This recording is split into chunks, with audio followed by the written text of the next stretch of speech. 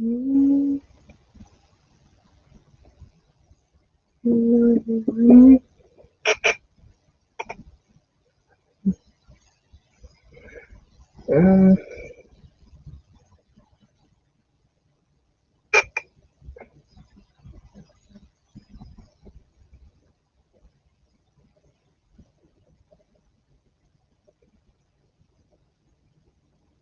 yeah, mm,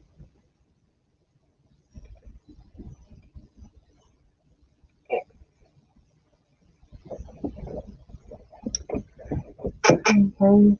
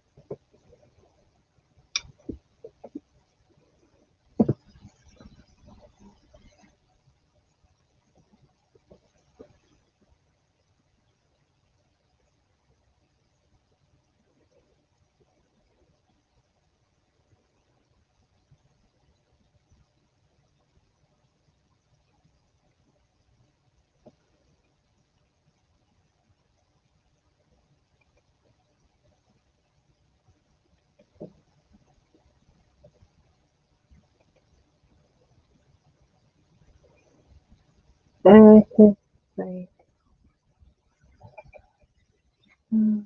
change the color.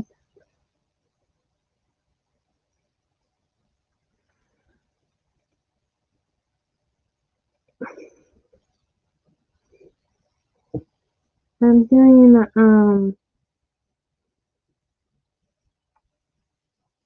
by the title, I'm doing. So I'm gonna,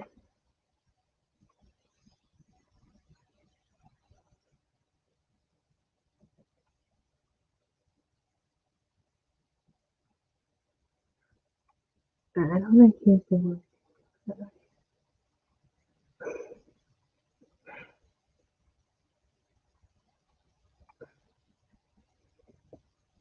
Hold on, I want to share.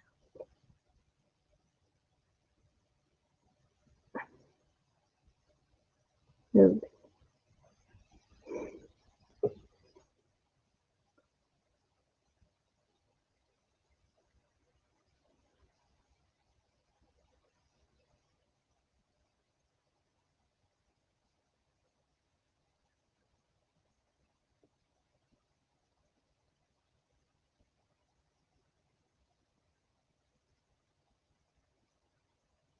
Hold on.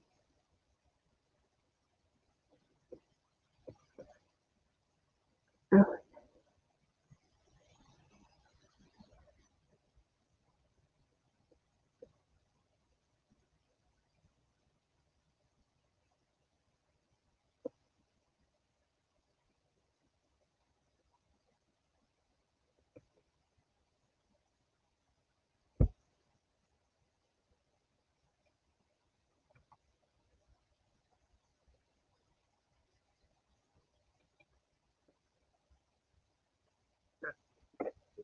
hey there. Hey, Kelsey.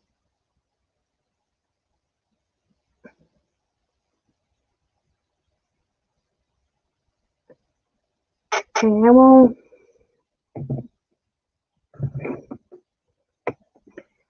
Hey, let's watch the newest chills video of the 11 scariest creatures recently discovered.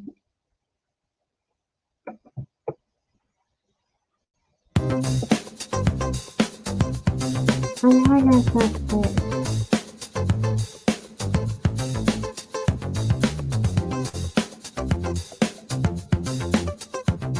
Oh.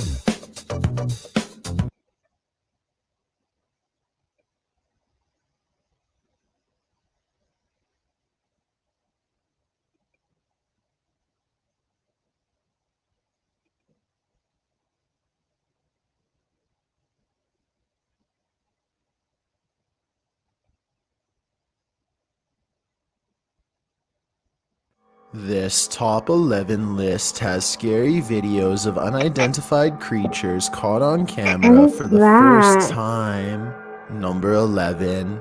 This strange sea creature is not special effects, it's just your mind struggling to make sense out of something it cannot comprehend. This weird moment was documented over 7,000 feet underwater off the coast of South Africa, and what they've caught on video has the experts baffled. The deep-sea creature seems to face the camera and study it with curiosity without moving. Under its frilled mane is a bizarre mouth in the center of its body, covered by tendril lips.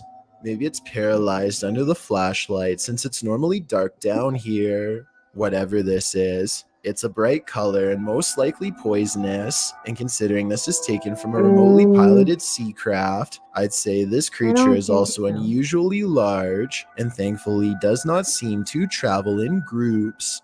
Number 10. A strange creature sighting has some people freaking out while others are screaming fake. Someone is filming across the street late at night when a long spidery shadow sweeps across the face of a building opposite of them. Then it's gone. At 55 seconds, you get a better look at some kind of long-limbed lurker clutching crevices before descending back into the shadows. It passes over a window, and fortunately for whoever lives there, does not try to squeeze its way inside. What little is caught on camera is scary, but almost definitely edited. The video quality is very pixelated, and almost certainly the after effects of studio software, rather than an organic creature sighting. If this was a real sighting, a creature this big would probably have multiple videos, especially being sighted out of an apartment complex, not just a single grainy encounter. Number 9. Three friends are driving down some back roads late at night when they've caught something on video that has people questioning what was on the side of the road. What is that? Oh my god, what is that? It's a dog, isn't it? Can you hear that growling? The creature looks at them as they question whether or not it's been hit and needs their help. While it goes deeper into the forest, they feel like they should get out of the car and check to see if it's all right. Please pick me up. I'm really scared. Tom, What? where is it? Is it in the bush? A deep growling sound coming from the woods keeps them from exploring any closer. They are pretty sure this isn't someone's dog, like they thought, but they aren't sure what to do next. That's when the decision is made for them. Run. Is it? It sounds really close. Run!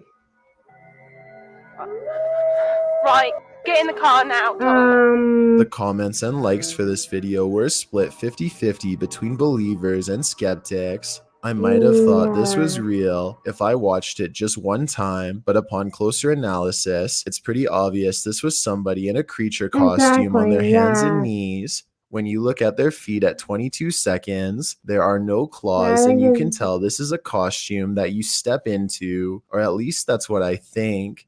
Tell me what you make of this bizarre encounter caught on a full moon that night. Number 8. Pete didn't intend to make a scary fishing video, but you never know what kind of strangeness you'll find while casting off in the murky canals of Florida. Got him again. Right out of that tunnel he came. Oh, trying to get my back. Takeout is putting me in debt. I thought I fixed that. Me pay the delivery fee, surcharges, markups, other fees, and of course the driver's tip.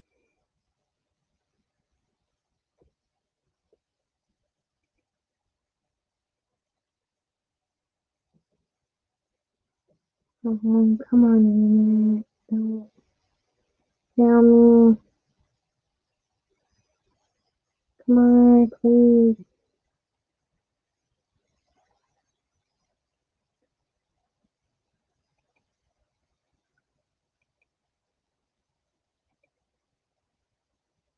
Beth. Pete is reeling in a fish when a cunning creature cuts off his catch. Whatever's underwater is never fully shown, but at 6 minutes and 44 seconds, it comes close to the surface. What little we do see looks like it could be the shape of an alligator. A very dark figure is caught on camera, but the creature remains unidentified. One thing's clear. Some scary stuff is lurking in that storm system, so he better not stand so close. What do you think it is?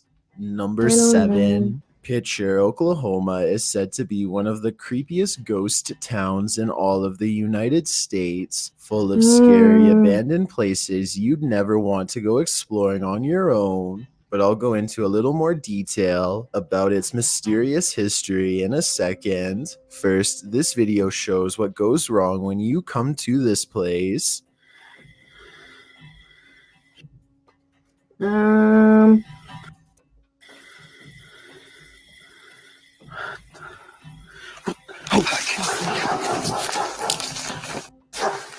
To their what horror, is they that? capture what they later describe as a like goblin-like an creature alien. on their camera. The pale ghoul has a completely white bald head with chiseled features and a pointy, elongated ear. When it turns to look at them, this still image at 34 seconds does not exactly look like a mask, but rather a person. It seems to possess They're excellent kinda hearing creepy, and turns though. around at the sight of a slight exhale.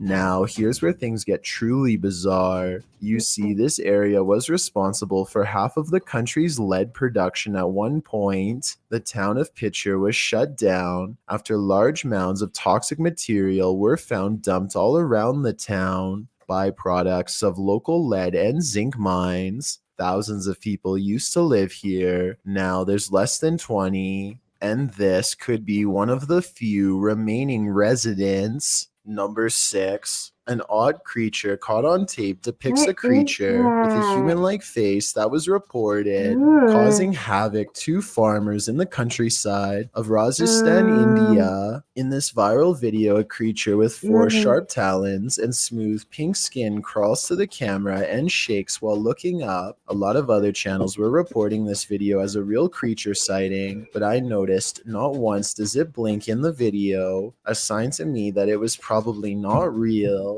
I did some digging and found out this was by an Italian artist named Leira Meganuco, who uses a silicone material to give a more lifelike appearance and creepy jiggle. I just wanted to include this entry on the list because it is a viral video that's important to debunk because so many people think it's real. So now you'll know the real story behind this video in case anyone else on the web tries to tell you that this is a scary creature that's been recently discovered. Number 5. Australian YouTuber Sam Marsh is exploring far north Queensland when something odd crawls out of the forest to better observe him.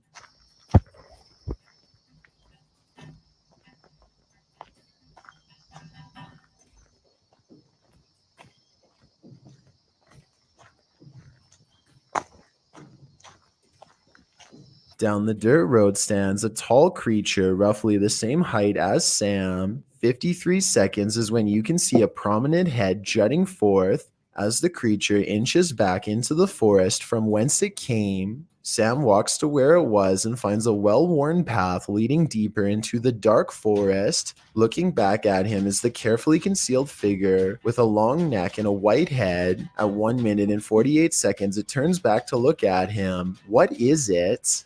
Number 4. 2 unexplained videos have captured a strange sighting of a humanoid figure floating over Phoenix, Arizona. Anyone know what that is? Writes one of them in a Snapchat video posted on March of 2020. So far, no one has any idea. The uploader goes on to explain that they were in their backyard when a mysterious figure silently floated over them, an all-black outline with what they describe as wings in the middle. While I do see what he's talking about, I doubt they are wings because they are not moving. It looks more like a jetpack or something, and yet I don't see any exhaust, so it's probably not that either. An experimental drone or a weather balloon would be my next guess, and if it's not that, then maybe it's a kite shaped like a person. With that said, it's been over a year, and the strange sky sighting videos over Phoenix are still without explanation. The mystery is unsolved. Number 3. This creepy, unexplained photograph, supposedly taken by some outdoorsmen while on a fishing trip, is said to be of an unidentified, unnamed forest creature that has since left the internet baffled. Skeptics immediately dismiss this as a well-done Photoshop effort, or maybe even an art sculpture. While this could be an art project that went viral, others think this is some kind of wild animal that has been shaved down to look more human. Not everyone agrees with this theory, noting the biceps, neck muscles, and upper body definition more closely resemble a human rather than a bear or a wild cat. A shapeshifter is what some people theorize. According to internet rumor, a large number of creatures have been found in different locations throughout the world, although I have to add that I couldn't find a single other picture or video that looked anything like this one to substantiate these claims. Going back to the people who found this creature, they could have at least taken a tissue or fur sample to be tested, yet they only took a picture, no video. So no, I don't think this is real, but things like this are creepy to think about, not to mention I could be wrong. Number 2. Old Faithful is the name of a geyser that erupts about 20 times a day at the Yellowstone National Park in Wyoming. We can predict when the geyser will erupt with a 90% rate of accuracy. So what was once a mystery of the world has since become just another predictable forecast. With that said, an unexplained moment occurred on a live government broadcast while filming buffalo. At 2 minutes and 55 seconds, you can see a large group of humanoids tracking the buffalo herd from behind a tree. They are very far away and much yet taller than the animals in the foreground. Notice how at 2 minutes and 58 seconds, one of them swings its arms in a wide arc. It's very large and lumbers as it walks. 4 of them go behind the tree and one continues to act as a scout while the rest stay behind. The camera conveniently pans away to focus on Old Faithful moments before the creature can be caught on video any further. The strange group could be members of the film crew, but none of them are carrying any equipment, and they are doing a terrible job staying out of the shot, which they would have been specifically trained not to do. Let me know what you think of these weird moments caught on tape, creatures or otherwise. I've got a challenge for you. Since you've made it this far, why not like this video and hit subscribe in the next 5 seconds? Because I upload 4 new scary videos every week. If you're curious about what I look like in real life, then go to my Instagram at DylanIsChillinYT and tap that follow button to find out. Number 1. An unexplained creature sighting was caught on camera on Lake Michigan by a person named Carlin Hastings, who discovered a strange and unidentified creature in the freezing, icy waters. Let's try to figure out what kind of strange sighting this could be.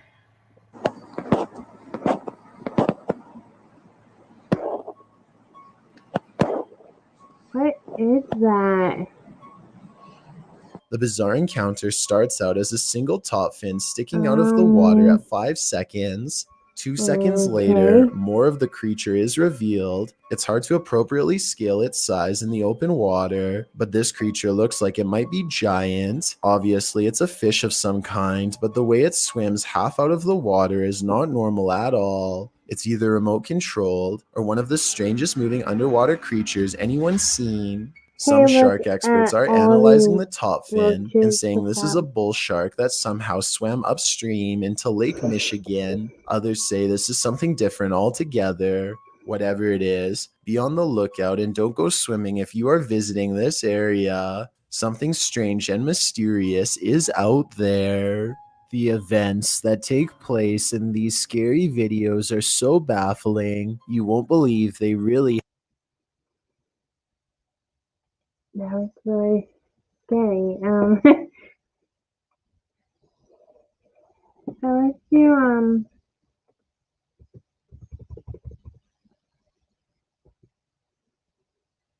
I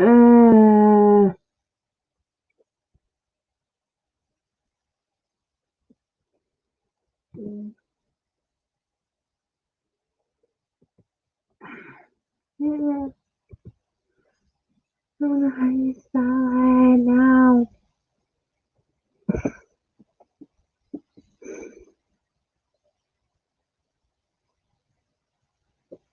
Hey, hold on.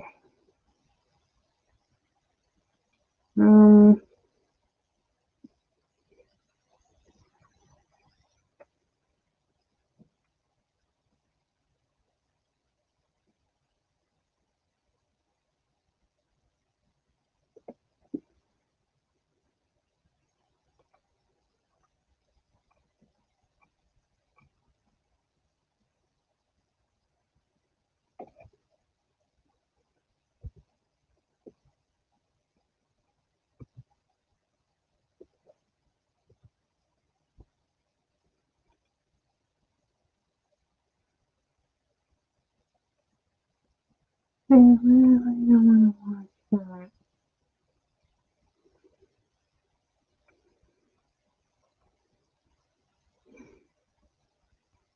No,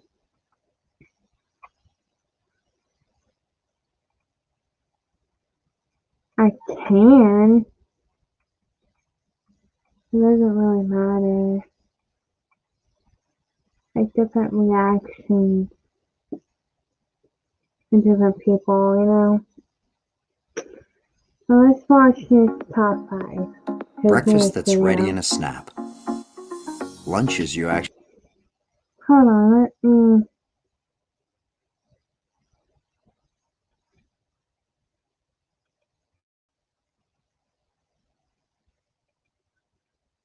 There we go. I think I got it. Yeah. Come on, and then I can do it.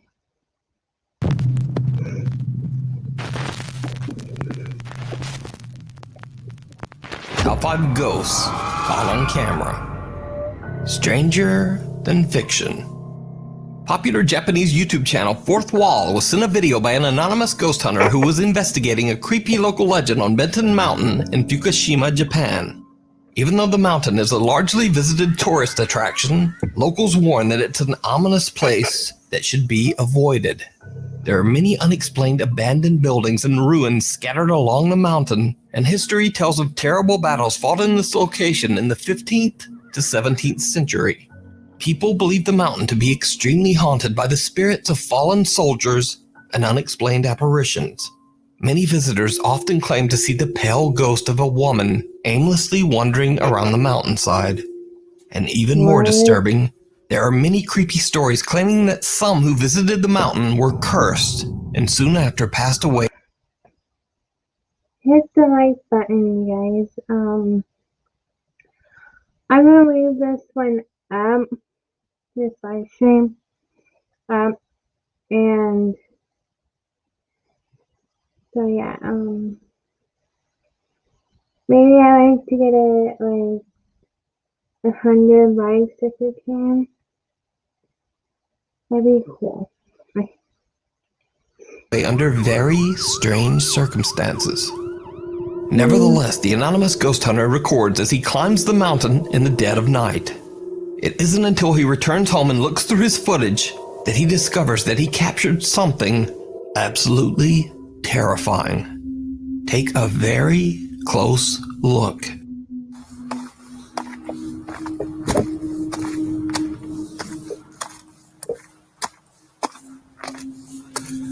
As the paranormal investigator is climbing the long stairs up the mountain, a strange pale figure can be seen walking at the top.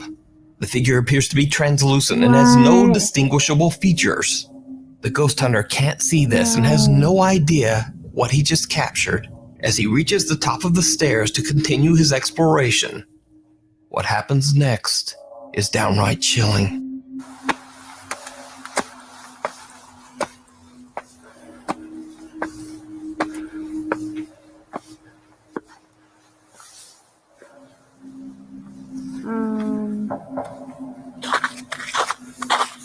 It's very easy to miss, but soon after the investigator reaches the top, unexplained footsteps just seem to appear in the snow. Something that seems to be walking away. Whatever he captured. That's creepy. That's creepy. How would that be a hoax? I think this video is real.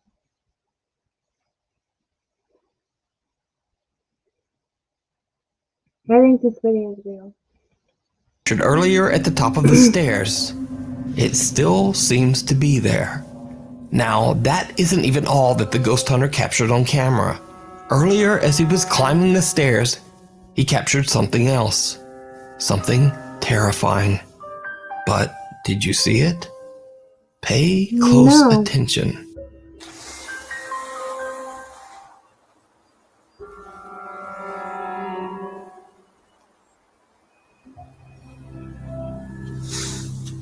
Again, it's difficult to see and very easy to miss, but with a little enhancement, you can see that something seems to have been watching him.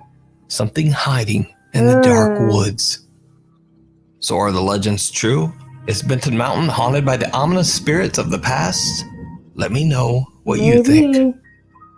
You can watch this full video, which includes another scary sighting and many more creepy videos with English subtitles over on the YouTube channel, Fourth Wall.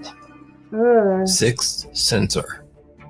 Following a viral TikTok trend, Italian paranormal YouTubers PIT, Paranormal Investigation Team, travel to an abandoned cemetery on a snow-covered mountain road in the Piedmont region of Italy. Team members Paolo and Deborah are interested to see if their Tesla car sensor will be able to spot the invisible entities that are said to haunt the creepy cemetery. Locals that live nearby claim that there used to be a lively village that was ultimately abandoned when it became too difficult to live on the high mountain. They say that they have seen dark, shadow-like apparitions haunting the cemetery grounds, and they believe that the spirit of a woman wanders the cemetery. All that's left of the mysterious graveyard are a few wooden crosses that stick out from a thick layer of snow. When exploring the area, that looks creepy. Heck no. Nope. Nope, no. Hell no, I'm not going there. Paolo and Deborah find something disturbing that they just can't explain. Ma che impronte strane sono? A3? Is that footprints in the snow? Oh God, no. 1, 2, 3. A3? Ma è vero, guarda lì. Paolo and Deborah find bizarre footsteps in the snow. However, instead of the footsteps coming in pairs, they come in 3. The two investigators are a little creeped out and return to the warmth of their car as they wait. While sitting on the lonely and deserted mountain road, the two investigators are keeping a close eye on the Tesla's sensor. A long time passes, and nothing. Paolo is just about to end the investigation and call it a night when this happens. Quindi niente, non c'è nessuno qua. Peccato. Oh! Cosa? C'era qualcuno. Non l'ho filmato. Non l'ho filmato. Davanti, nero. Ottimo, come davanti? Davanti qua. Right up there. Di nuovo! Guarda! Guarda! Guarda! Guarda, non c'è niente! E non c'è niente! Non c'è niente, ma c'era. What? L'hai visto? L'hai visto? L'hai visto? Oh mio Dio, anche la macchina. Perché? What the? No, me l'ha messa in P. E certo, adesso ti guida anche la Oh, macchina. il tasto P è qua, eh. Devi fare così per sbloccarlo. This is creepy. Did you guys see the figure on the Tesla camera? Oh my god.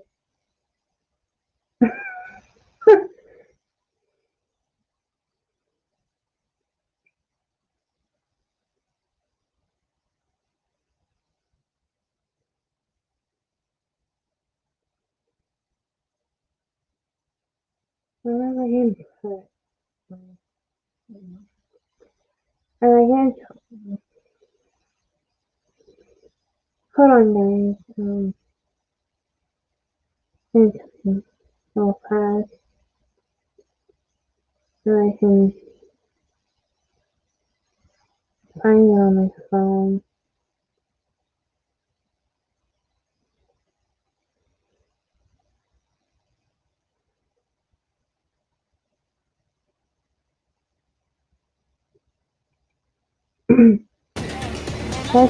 That is creepy. Oh That mio is Dio, creepy. c'era qualcuno qua. C'è qualcuno lì davanti?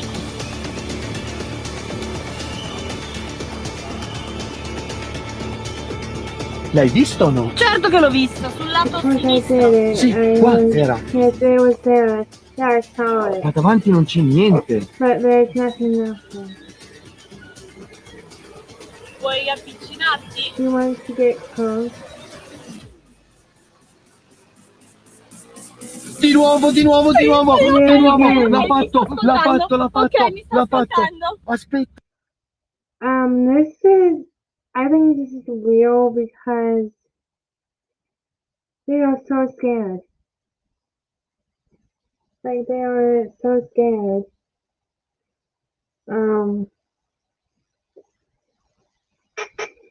Yeah, they're like so scared.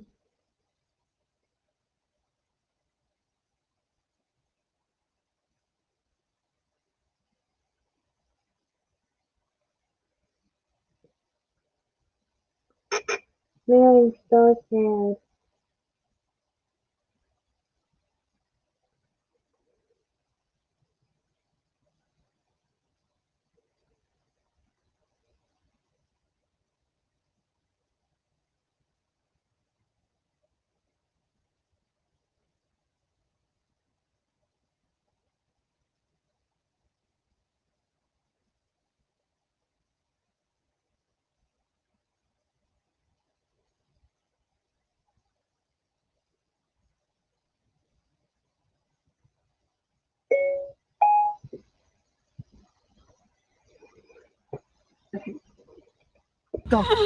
The Tesla senses something that Paolo and Deborah can't see.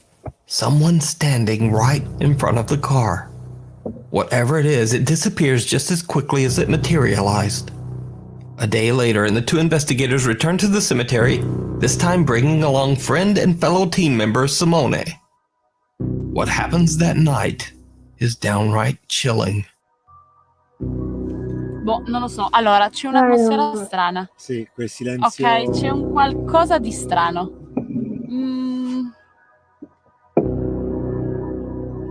Però magari è semplicemente la suggestione del luogo, Cioè non è niente di che. Certo, quella può far tanto. Potrebbe essere semplicemente quello. Oppure lei praticamente non c'è più. Perché abbiamo espresso il suo... Te lo giuro, c'è qualcosa là! Dove? C'è qualcosa là! Dalle croci! Dalle croci! Ma infatti Te lo dalle giuro, te lo croci! giuro! Where? Là! Non l'ho vista. Là, sì, l'ho I vista, didn't Paul, l'ho see vista. anything. Spero di essere riuscito a filmarla, l'ho vista. Era là di fianco alle croci. Di fianco alle croci. E Ma cosa c'era? Non lo so.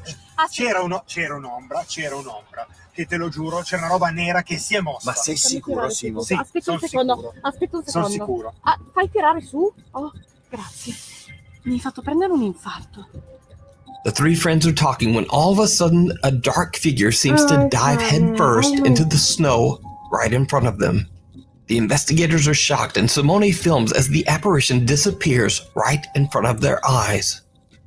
So did the PIT paranormal team capture evidence of a real haunting on the mountain? What do you think? Let me know. I think so, because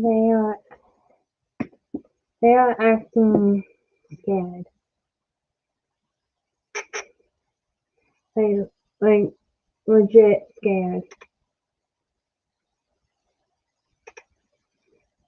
I'm sorry that my phone is making a noise. I'll get a new phone sometime. Not right now. I'm sorry about that. It sounds like a cricket or, yeah. I don't know why. But yeah. Down in the comments. You can watch this full 3-part series and many more great paranormal investigations over on the YouTube channel, PIT Paranormal Investigation Team. If you see a video that you think would be perfect for the top 5, or if you have a ghost hunting channel and you caught something great, contact me at nukestop5@gmail.com. Videos that will make you say, what? Now in this next segment, I have 2 videos that are just very, very strange. I'm honestly not sure whether these videos are paranormal or just what they are, but they're definitely very creepy and just hard to explain. So watch carefully and let me know what you think down in the comments. Now this first video is a bit of a mystery. All I know is that it comes from a CCTV security camera on a street somewhere in India. The poster claims it's a video of a man encountering a child ghost, but you decide. So it's nearly midnight when a man on a motorcycle comes driving down a neighborhood street. He suddenly stops as he sees something very strange. And then, well, just watch.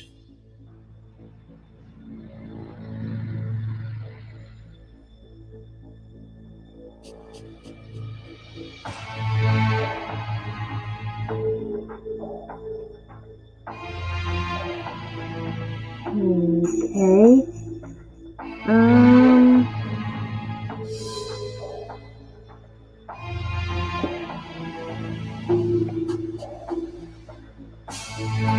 They're both looking at something.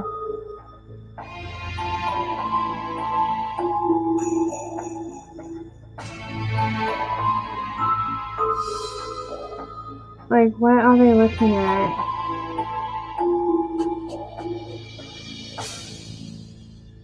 Okay, there's the okay. What the what?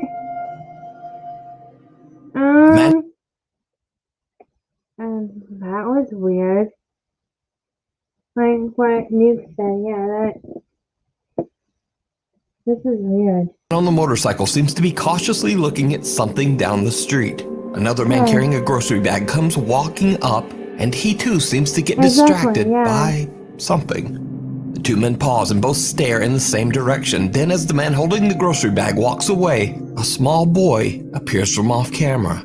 The man on the motorcycle doesn't even seem to notice the boy until the child is right in front of his face.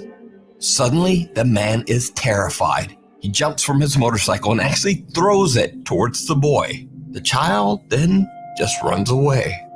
Now, there's absolutely no reason visible to me why this stranger would throw a motorcycle at this kid and then just run from his own motorcycle for his life. Like, what the Some heck? believe the boy to be a ghost and say that this is why the man couldn't see him at first. So they say when he finally sees the child ghost, he freaks out. But all of this is just random speculation. Honestly, I have no clue what is going on here.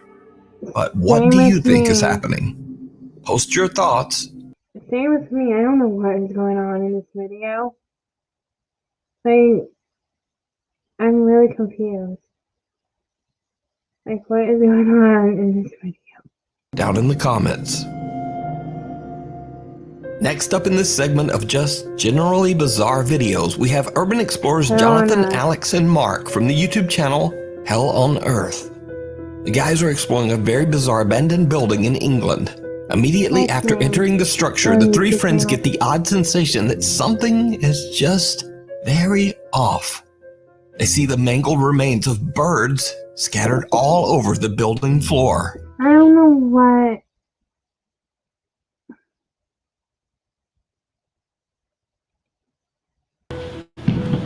Oh my god! Look at that, that just looks fresh. Yeah. That's a bird. 2 more. Another one. There's 3 there. 4. Jesus. A lot of dead birds, I'm guessing. Yeah, it's a lot of dead birds. Yeah, we had to blow it out because of YouTube.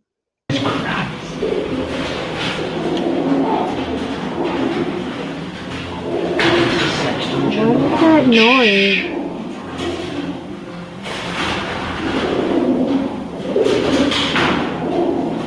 That's gas. Some of the bricks taken off. Too many birds. This place is fucking weird as Yeah, it is. Like, why is there a lot of dead birds? Like, this is weird. Like, why is there a lot of dead birds in this building? In this abandoned building? Like, I don't get it. boys, this is I'm gonna set my spot and it's also fresh.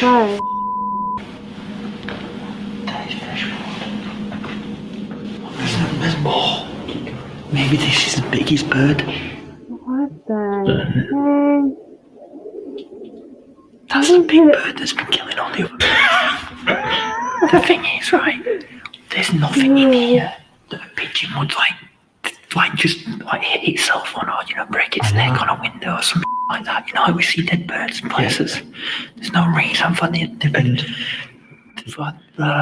I know this is probably really interesting, right? But you're taking too long to explain it, and I don't want to be here any longer than we have to be. So why don't you save it for later on when we can talk? In the van. Yeah, right. The explorers find many bird carcasses, birds that seem to have passed away under very strange circumstances. Some of the birds have missing heads, and some appear to have fresh, unexplained wounds. The guys don't really know what to think and have no explanation for the strange find. They joke around to lighten the mood, but then something stops them in their tracks. Yeah, right. Let's just do What? It sounds like a homeless person to me.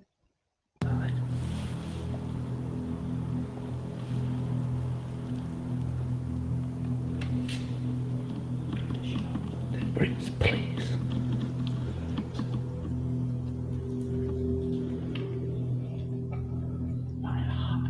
He's going dead to the dog.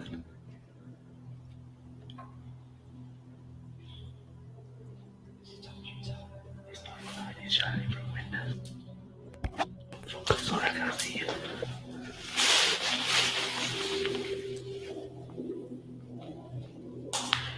He might pass it off as pigeons.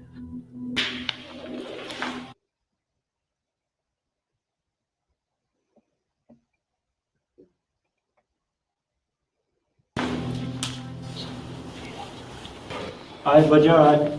Alright. Whoa.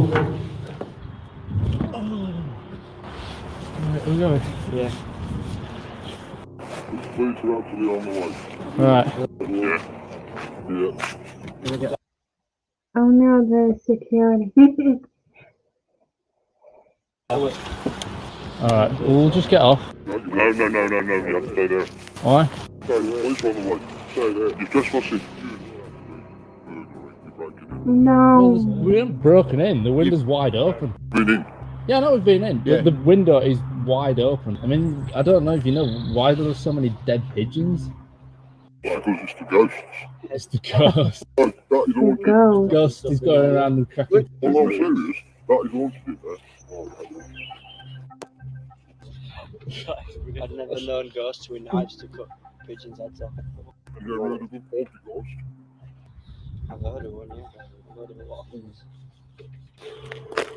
Right, chaps. So you come all the way here just to have a look in here? Yeah, pretty much, yeah. Need a different hobby. The Hell on Earth Urban Exploration team is stopped by authorities under suspicion of burglary. Thankfully, the 3 innocent explorers are let go, but not before they're told some very bizarre information about the building they were just inside. One of the security guards claims that the building is haunted, possibly by a dark poltergeist. And that's why so many birds meet a tragic fate inside the creepy abandoned property. Or so he says. Now again, I'm not sure if this video is even remotely paranormal, but it's definitely very, very strange. And frankly, I have no idea why there would be so many mangled birds all over this abandoned building. But what do you think? If you have an idea or an explanation, drop it in the comments. I do not know. Hide and seek. Popular Jordanian ghost hunter Hassan Barbar is back with another exploration of a very creepy abandoned building. The old house is said to be haunted by a demonic presence, a jinn that supposedly has the ability to take different forms. It doesn't take long before Hassan realizes that he might be being tricked by the dark entity. He begins to see the apparition of a child and follows it from room to room. Hassan's live stream viewers say that they cannot see what he is seeing. They warn him that he might be confused by the jinn and in terrible danger. But Hassan doesn't listen, and before long, very odd things start to happen.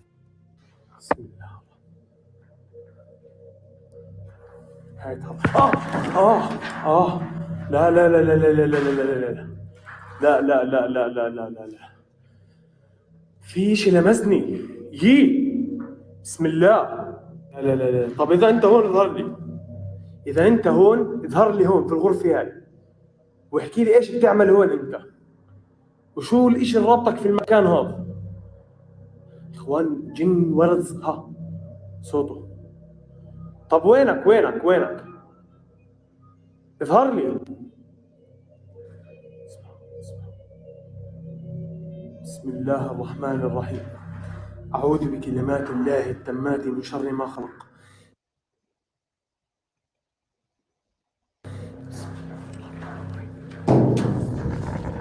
بسم الله أعوذ بكلمات الله التامات من شر ما خلق بسم الله الذي لا يضر مع اسمه شيء في الأرض ولا في السماء وهو السميع العليم. الوضع هون يا إخوان بس هون ظهر لي بالغرفة هاي أكد أنا يا إخوان.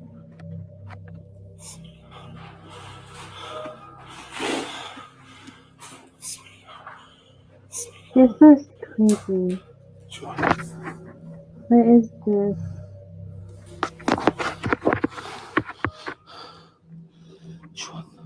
What is it? قول. A marble. طب وين رحت عمو؟ Look what did. Look what guys. بسم الله الرحمن الرحيم. كيف ارتمعت؟ How is it so here? خلهم بقول لكم إنه هو موجود. I'm telling you, he is here. هاي القرن هذا بيلعبوا فيه الأطفال يا إخوان. طب خد. طب اظهر لي. بسم الله الذي لا يضر مع اسمه شيء. تأكد إنه هو موجود يا إخوان.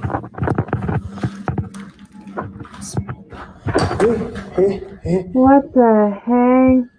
بسم الله الرحمن الرحيم. That's crazy. That's creepy. Like the shingle. Hey, Clarissa, what's up? That's creepy. It's like. Bismillah. At first, Hassan feels like something is touching him.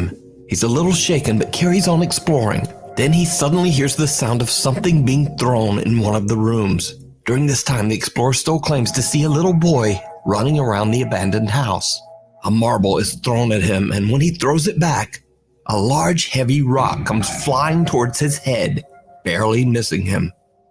Despite being warned by his live stream audience, Hassan is determined to find the child. And then things get truly bizarre. في ورد صغير كان موقف هون. أنا متأكد 100% إنه كان في ورد صغير. متأكد يا إخوان إنه كان هون. متأكد شو هذا؟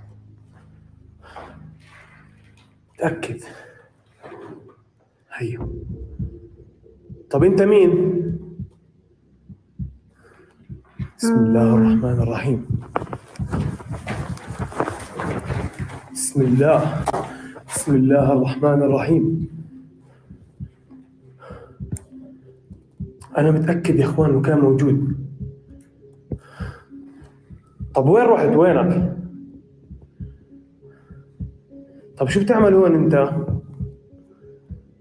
While Hassan is explaining to his live audience that he is certain that he saw a boy, the child finally appears on camera. When the boy moves out of sight, Hassan rushes over to investigate, but the small room is empty. No one there. So did Hassan see a creepy jinn taking the form of a young boy? Or is it all just an elaborate hoax? You decide. You can watch this full video and many more over on the YouTube channel, Hassan Barbar.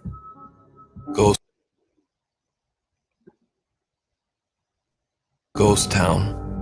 After many requests from his fans on his YouTube channel, Russian YouTuber Dima Maslenikov travels to an abandoned Soviet-era mining town, Akhmara, in Eastern Europe.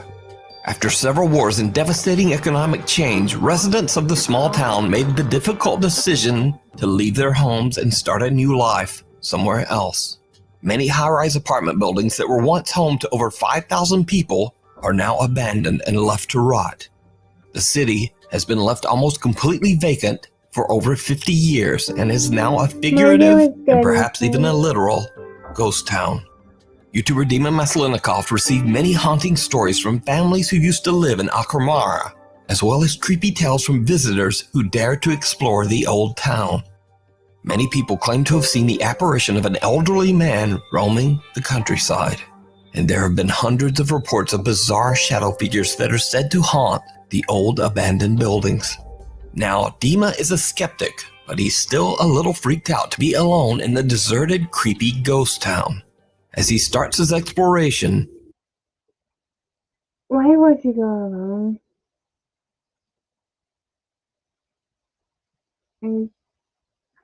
I would never go alone. No. Things get a bit weird. Мне кажется, вот лично бы я, если увидел подобное, я бы, наверное, с ума сошел. Потому что... It sounds a bit big. Это, блядь, откуда было?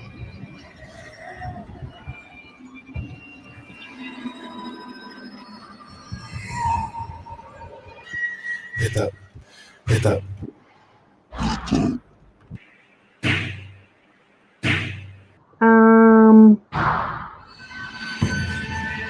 Здесь кто-нибудь есть? This was so creepy.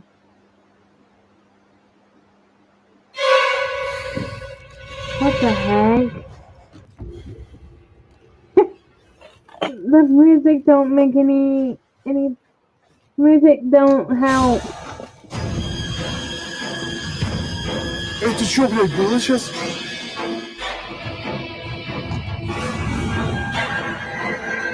What the heck?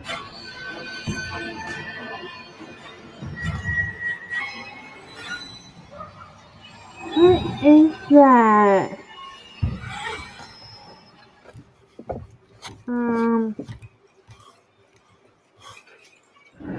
Там что-то двинулось, ребят. Там что-то пробежало.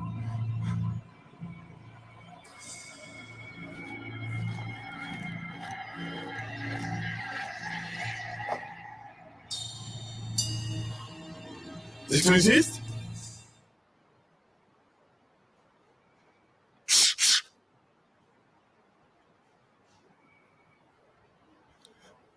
Здесь кто-то есть.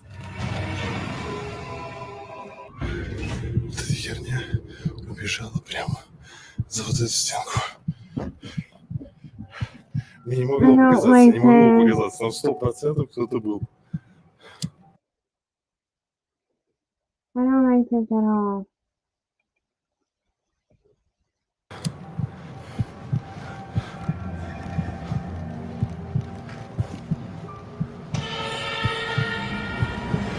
Стоп! Стоп! Стоп, стоп, стоп! No, no, Что за no, херня? no, no, no.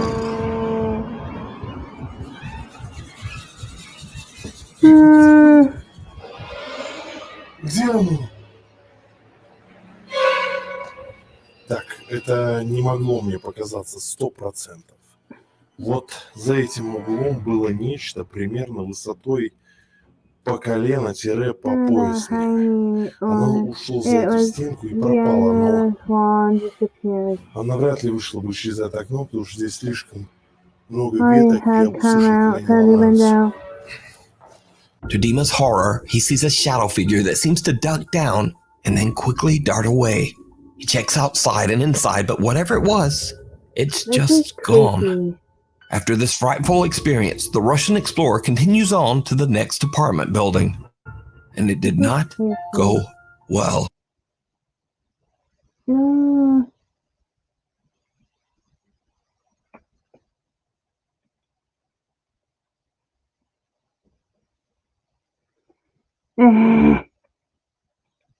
My computer web. Sorry about that, guys. I don't think I can find it.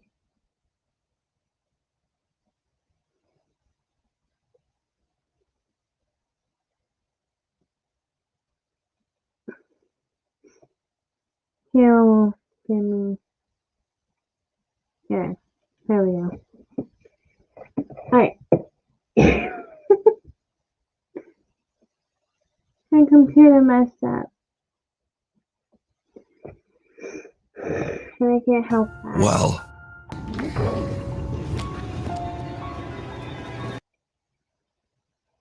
yeah.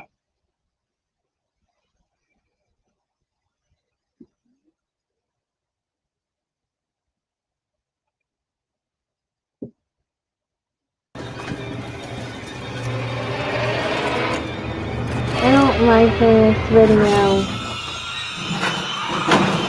The music don't help any. Oh my god. That about hit him. Ёб твою мать! What the Что, вы heck? понимали? Вот эта херня должна была сейчас лететь в меня.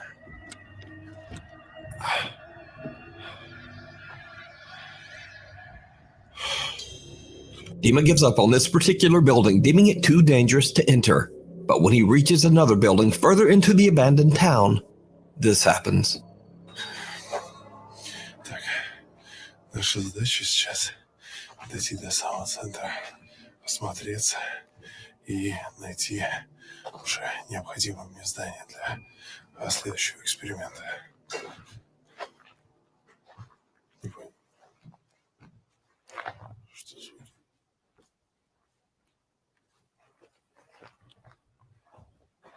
What the hell?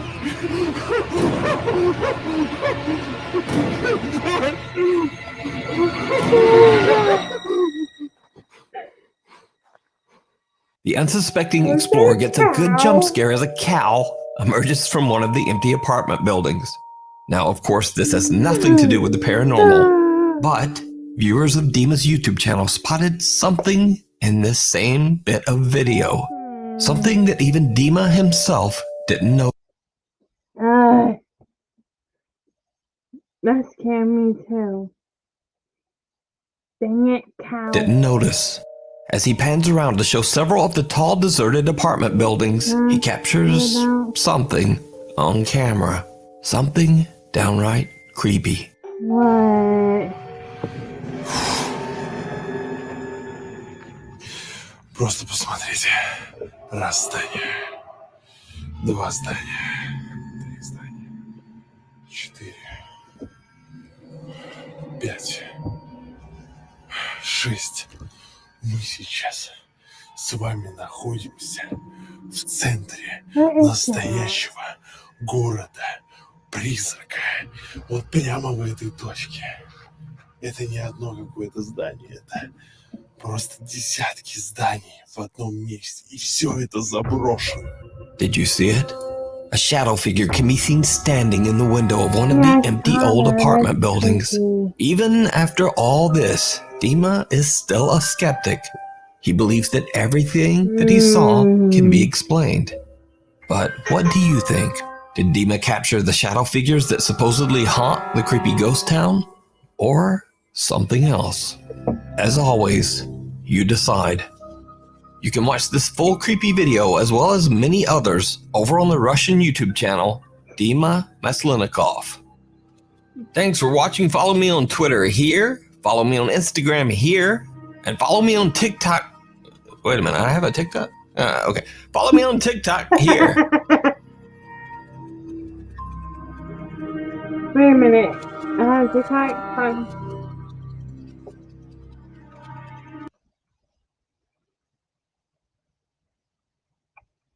Okay. Now.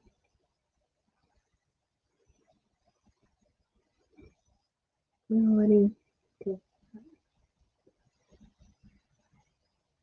Okay. Okay, let's see.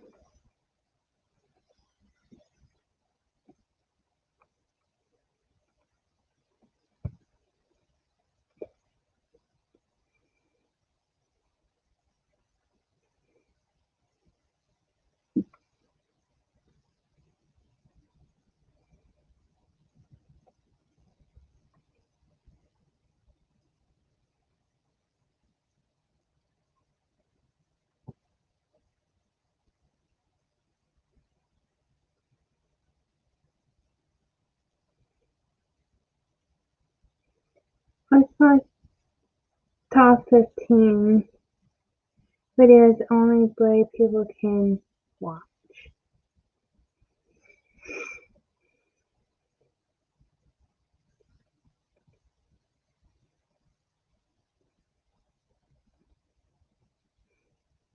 Number 15, Bedroom Exorcism. If you think you can brave these 15 videos, then you're braver than most. Our first entry has been getting big attention in the Spanish-speaking YouTube community. It's a video of two people performing an exorcism on a girl who clearly looks unwell. There's 2 eggs on this plate. The priestess cracks one egg and it appears perfectly normal, but after rubbing the other egg on the possessed girl's skin, it cracks open to a pure black sludge, which is an extremely creepy sign. But things get even more bizarre as the girl sits up with very dilated eyes and drinks the sludge, which causes her to shake and twitch, and the full video cannot be found on YouTube because it gets even more disturbing. I think only seeing this part of the ordeal is enough to terrify anyone who isn't brave. Number 14,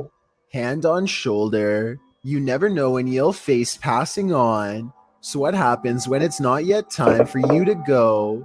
A shopkeeper in Adana, Turkey, escaped after a man passing by touched his shoulder and warned him to look behind him, alerting the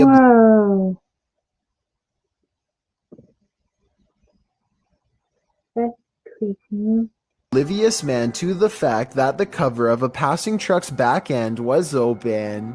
The metal piece flung toward him, but he managed to move out of the way to avoid getting hurt, or much worse. It's unclear from the footage how the passing man even knows to warn him. He hadn't even turned around to look at the approaching truck before reaching out to the shopkeeper. Guardian angel? Your guess is as good as mine. Number 13, poltergeist. We've all been there. It's a stormy night. Every sound in the house is an evil entity vying for your soul. That must have been what this man was feeling when he saw this happen in his dining room on a stormy night. The clip shows a man enter his dining room, which appears completely normal. Every chair in place. He enters his laundry room, then casts the camera down the stairs.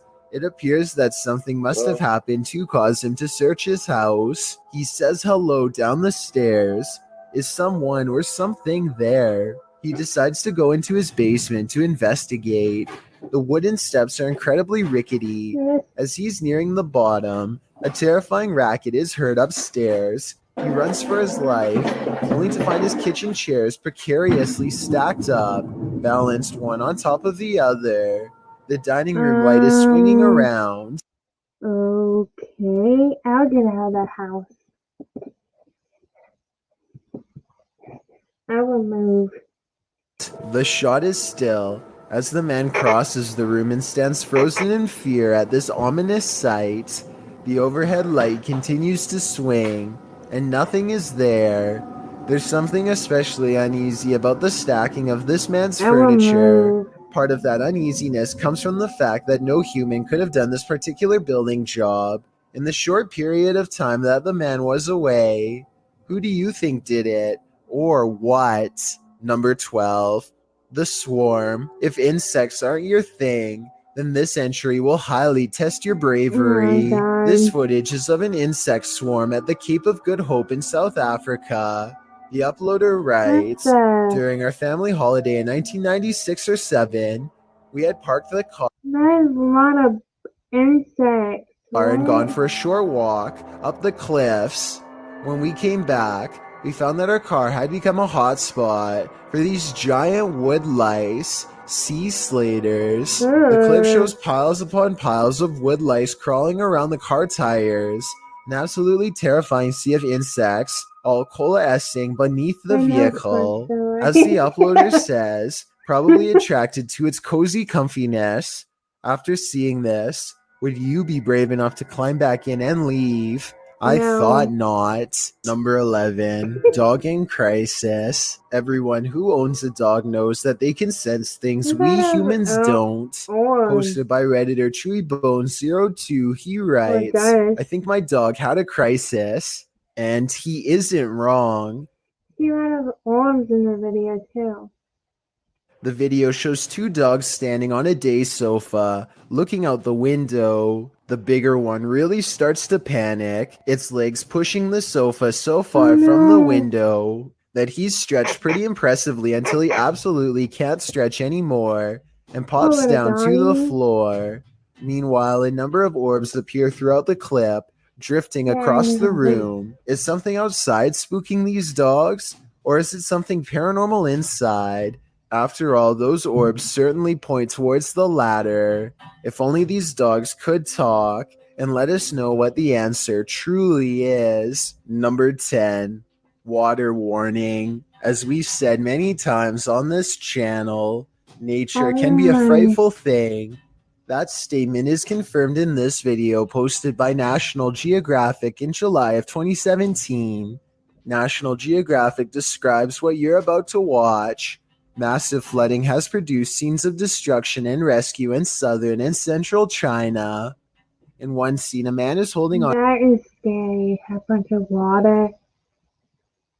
for dear life to the side of a garage door as the waters rage around him. The water is flowing rapidly only about a foot from him as he hides in the somewhat calmer waters out of the path. The water surrounding him is up to his chest. In the clip, you can see a rescue unfold as a man stands atop a ledge with some rope length of fabric tied around his waist, while the man below holds on tight, being taken by the water's heavy flow. Somehow they manage to lift the man out of the waters, pulling him to safety. Truly a heroic save in a seemingly horrifying situation. Number 9. One of them moves. A doll with a creepy aura is chilling enough. So what happens when the doll actually moves? The G-Team Paranormal Investigators posted this video to YouTube in March of 2019, writing, after my recent video with Omar, I decided to take his haunted dolls home with me that night. I did not bring them inside my home. I left them in a shed out back. After watching back the video I did with Omar a few times, I decided to introduce his dolls to mine and turn the camera on. The video reveals an unsettling movement. As Patty, the host, is talking about the dolls, you can see one of the porcelain doll's heads moves ever so slightly. Because I don't want to keep her, but I'd like her to go to a good home. I mean, if there's somebody out there that's interested. That's I don't. creepy. Did that thing just move? As if she's listening. Hell Is- no.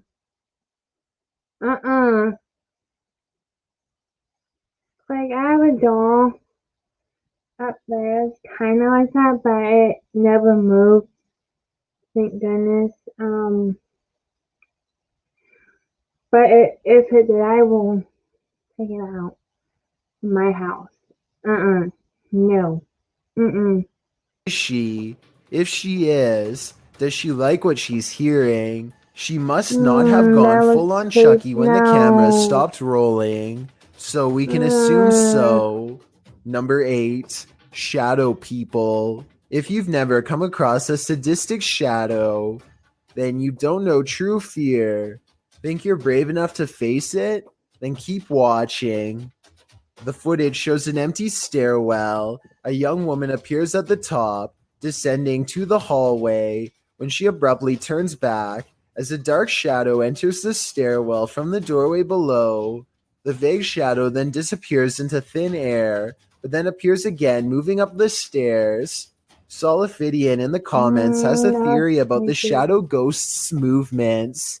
He writes, hypothetically speaking, a ghost may not have any real physical limitations, Gummy worms. so maybe movements are not going to align with how physical matter moves, but it appears it is absorbing all visible light frequencies, so it must be comprised of some kind of particles. What do you think?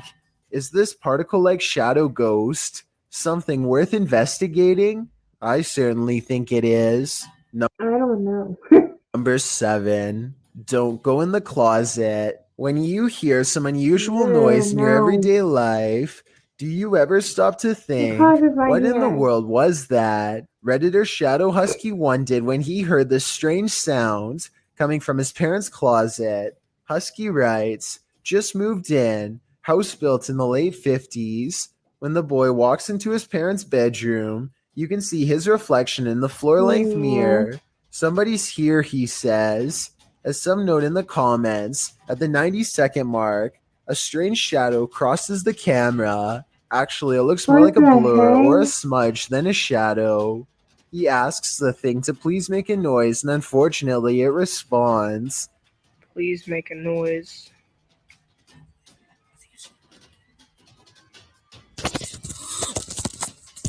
As the boy is backing away from the door, you can hear what sounds like clothes hangers clang together. He then enters an adjacent bathroom connected to the closet. As he tries to flick the light a dozen times, a woman's voice can be heard for a moment. Who is it? What do they want? Is there a spirit haunting this closet? If so, what happened here? Shadow Husky doesn't stay long enough to find out. Can't blame him. Number 6. Old South Pittsburgh Hospital. It seems hospitals are incredibly haunted places. Posted to YouTube in September of 2019, HRJ Paranormal Adventures navigates this hospital. Situated at the foothills of the South Pittsburgh Mountain, the 68,000 square foot hospital was founded in 1959. But the haunting may date back to well before it was built. Unlike Penhurst, there are no reports of mistreatment at this hospital during its operation, but there were reports by hospital employees of paranormal activity, such as inanimate objects moving of their own accord, disembodied voices, and dark shadowy figures, including a 7-foot-tall man on the 3rd floor, who is believed to be a former surgeon who practiced at the facility. He's not the only one haunting the Abandoned hospitals are so creepy. 3rd floor. A toddler spirit and an elderly woman have both been observed there. 2 other spirits, A janitor and a female spirit known as the Naughty Nurse haunt the basement. This has drawn many Naughty paranormal Nurse, investigators to the hospital since it closed in 1998. HRJ Paranormal Adventures manages to capture a few paranormal entities in this video. One is a ghostly reflection that appears twice at 3 minutes 53 seconds, and then again at 3 minutes 58 seconds. All the discussion, all the people. Follow the crew on their hour-long investigation of this haunted place, and you might just capture a few more spirit sightings and disembodied voices. Number 5. Creepy Girl. Warning, don't enter a dark and disturbing abandoned house at night. Posted by Ka Records No, thank you. in 2010. The team is exploring an abandoned house at night when they zoom in on a corner of the room. In that dark corner, behind various obstructions, appears a creepy girl doll. The disturbing sight causes them to race from the room. Wouldn't you? I don't think they had any Okay, that is a creepy doll. No, wait, No, thank any you. other choice. Number 4. Penhurst Asylum. Asylums hold dark energy, and this one is no exception. This footage posted by the Paranormal Files navigates their visit to Penhurst Asylum. Patient number 1 entered the asylum on November 23, 1908. It took only 4 years for the hospital to be overrun by residents, with pressure to include others. The patients weren't only there to be treated, they were there to contribute to industry, whether it be farming, making and repairing mattresses or shoes, cooking or sewing. There were a number of industries to which patients were assigned. Accused of ill treatment of patients, 9 employees of the institute were indicted in 1983, known as the Halderman case. This indictment ended in the institution's closure and the discharge or transference of 460 patients to other facilities. With all that in mind, it's crystal clear that evil things happened at this institution. These happenings resulted in a presence that would make your stomach turn. Many claim that the site is haunted. In fact, the institute's administration building was partially renovated as the Penhurst Asylum Haunted House in 2010. Again, using the site as such an attraction has been controversial due to the injustice that occurred there, but opening the place to the public has allowed paranormal investigators to explore the hallowed grounds. If you're one who likes to fast forward to the scary parts, Jessie P in the comments has you covered, listing all the sightings or disembodied voices she caught in her viewing of the footage. Some of the catches are confirmed by others in the thread, particularly the hotspot at minute 46.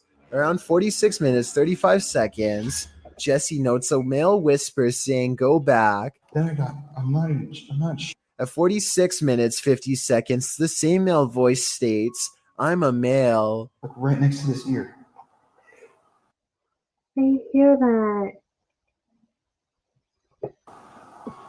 At 46 minutes 56 seconds, a female says, "He is attacking you." Lots of other disembodied voices are caught by That's creepy. viewers watching the tour of the Institute. And at 1 hour, 5 minutes, 50 seconds, there appears a strange light anomaly as a light or figure seems to shift in the darkness of the hallway.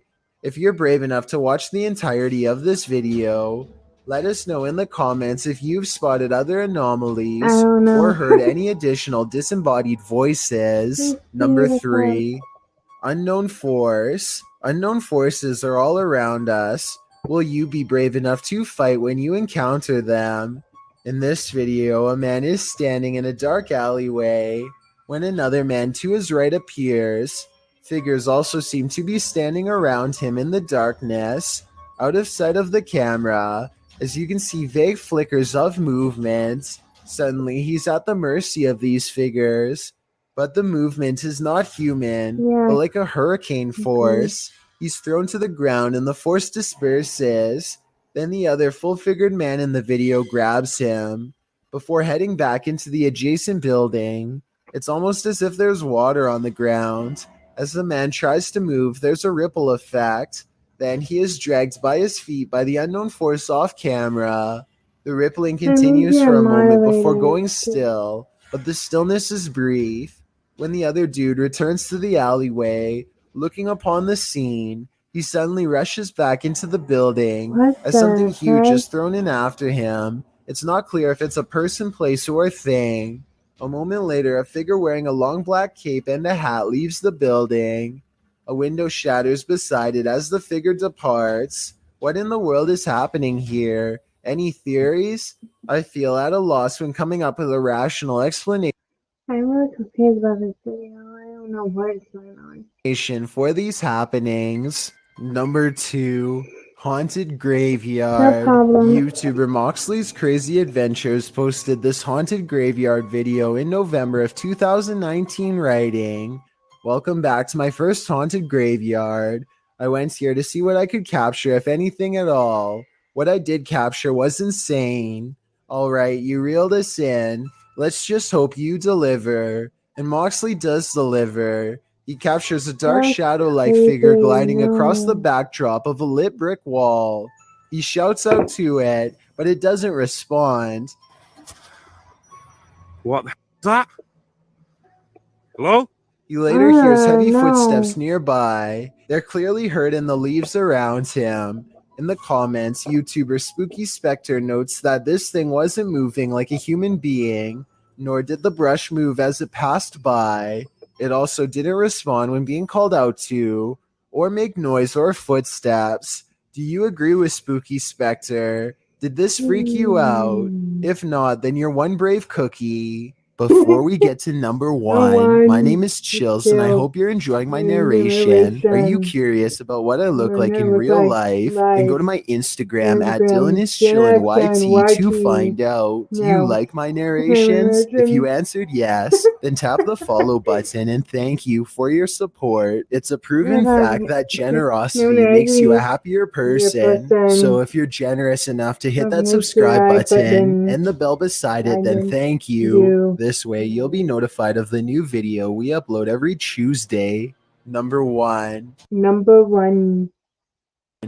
Mall incident. Reality is often way scarier than the supernatural. Posted to Reddit by Creeper Crisis, he writes, "Horrifying footage of something that happens daily here in London. The gruesome video shows a blade brandished at an area mall. Chaos unfolds as shoppers realize what's going on." Oh my god, really? Blade wielder manages to flee the scene.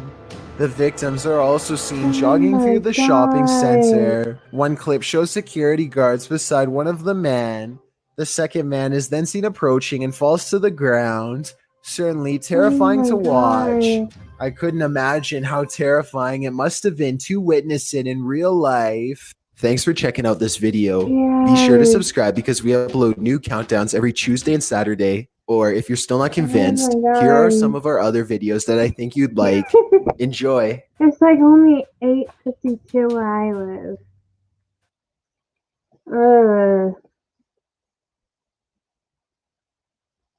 I'm watching scary videos.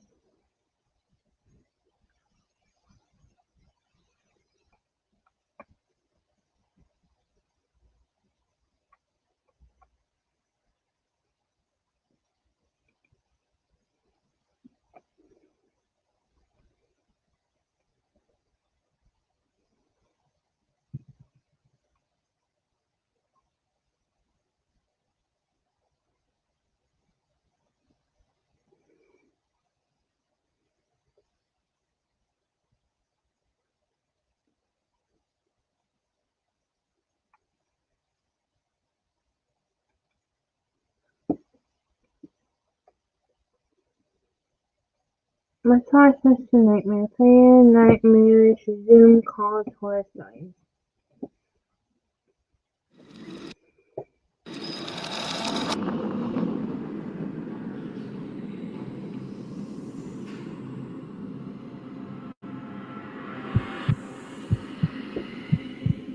Number 1. Story 1. It was sometime in April, peak corona time in my state.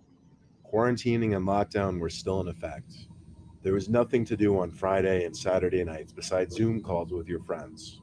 It was like a week after I finally hopped on the wave and agreed to jump on a Zoom call with my 4 friends, Ashley, Haley, Sylvia, and Alexa. It was a Friday night, and it was supposed to be our little Zoom drinking party. We were going to be playing drinking games and just staying up until the early hours of the morning. Ashley shared the link to join the Zoom call in our iMessage group chat.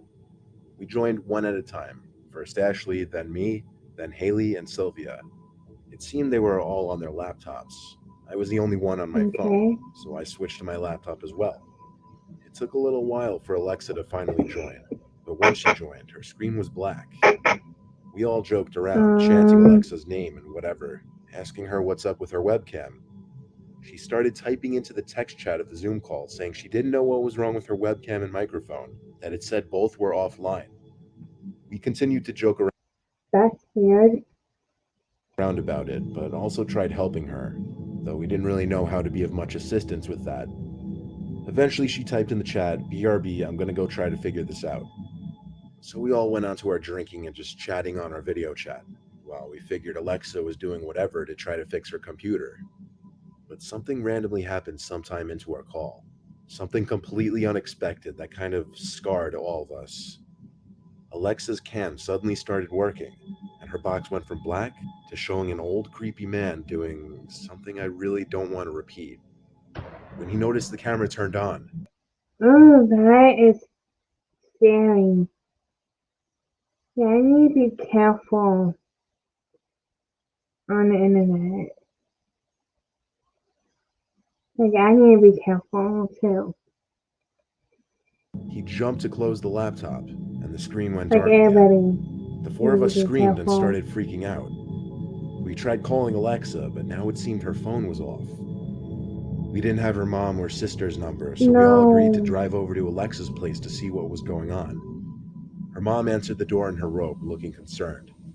We asked her if Alexa was home. She said yes and called her down. Alexa never responded, though. Her mother said she had just gotten home an hour ago, but that Alexa's door was locked half an hour earlier. We all explained what happened on the Zoom call, and she freaked out and ran upstairs to bang on Alexa's door. That got no answers. We all got a sickly feeling when we realized what could be going on.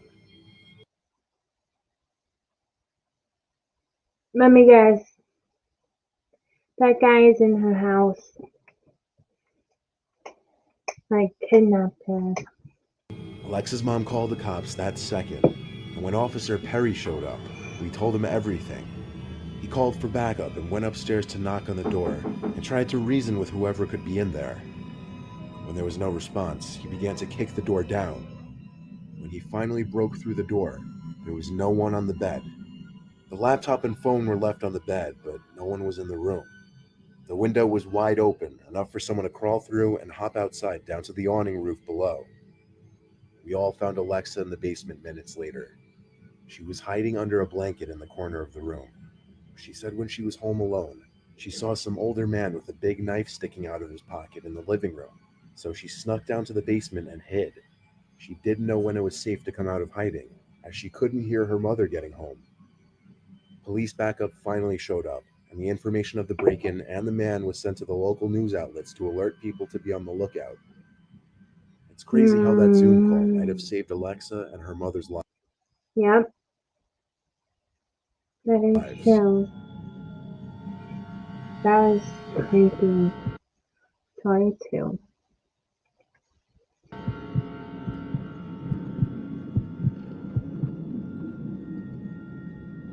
A few weeks ago, my friends and I decided to hold a Zoom reunion, as we had not seen each other for quite some time, and all of us Yeah, that seems more normal in 2020.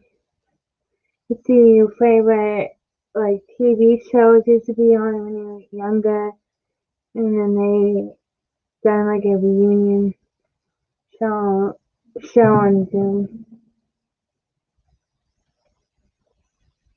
finally had the time to chat since there was a lockdown in our country. We're all college students, and most of us had lost contact with each other. So we decided to post on our social media that we would be holding a Zoom reunion, which was open to all the alumni of our old school. We got responses from many people, and we even accepted people we didn't know as long as they knew our mutual friends. We wanted it to be a big social event And and that's didn't kind of not a good idea, but okay. really care who joined. Finally, the day of the reunion arrived. I scheduled a meeting and posted it on my Instagram story because there were too many people to individually text, which I now realize was a big mistake because I had basically given everyone access to join the Zoom call. The Zoom meeting began normally, with all of us excited to meet our old friends. We made some new friends through our mutual friends, and we were having a grand time when someone called Sat_Ann_20 unmuted their mic and started making groaning sounds. We had a friend named Ann, so we thought it was just her pranking us. We texted her to stop because it was getting annoying, but to our surprise, she texted back apologizing because she hadn't attended the call due to prior engagements. We were surprised and asked this Ann person to open their video and show us their face or they would be removed from the meeting. They didn't show their face, so I removed them from the meeting. The Zoom call resumed and we were all joking about the incident. Remember guys, this is a creepy old dude. It's not a woman. Suddenly, my network strength became weak, and I had to leave the meeting. I joined back soon after, but SatAnn20 had somehow taken the opportunity and re-entered the meeting in the few seconds that we unlocked it. This time they began to share their screen and displayed a video of a black tunnel on loop. We were terrified. What? Okay. A lot of people were leaving the meeting because of it. But my friends and I were determined to find the person who was destroying our reunion. We constantly tried to remove them from the meeting, but the second my friend's network connection weakened, somehow the SatAnn20 person became the host. There was nothing we could do now. The account was still playing the video on loop and chanting something in a strange language. We could have left the meeting, but really wanted to know who was disrupting it. Suddenly, the video stopped, and SatAnn20 started talking in a distorted voice about how my brother Rav had completed the ritual and attained salvation, and we could take their help and do the same too. Here's the thing. I had a twin brother who died before birth. My parents had wanted to name him Rav. They told me when I was very young about his prenatal death and begged me to never talk about him. Only my grandparents and parents knew about him, as the subject was too painful to disclose to others. I had always wanted a twin, and blaming myself for his death, I never told anyone about him. Soon after we had moved to a new city, I was certain that the only people who knew about my brother in the city were my parents. I had not told even my best friends about him. I had no idea how this SatAnn20 person knew about him. They truly had no way of knowing that I knew about. With shaking hands, and now without a doubt convinced that this was a supernatural occurrence, I wordlessly exited the meeting. I do not know what happened afterwards. I didn't respond to my friends' texts and have since not talked to them. To this day, I know this is an experience I will not soon forget.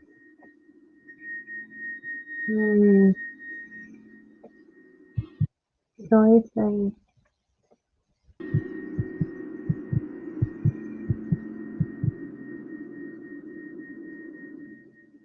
In April of this year, my school had made a virtual classroom thing where we would do all of our assignments online on websites like Google Classroom and whatnot.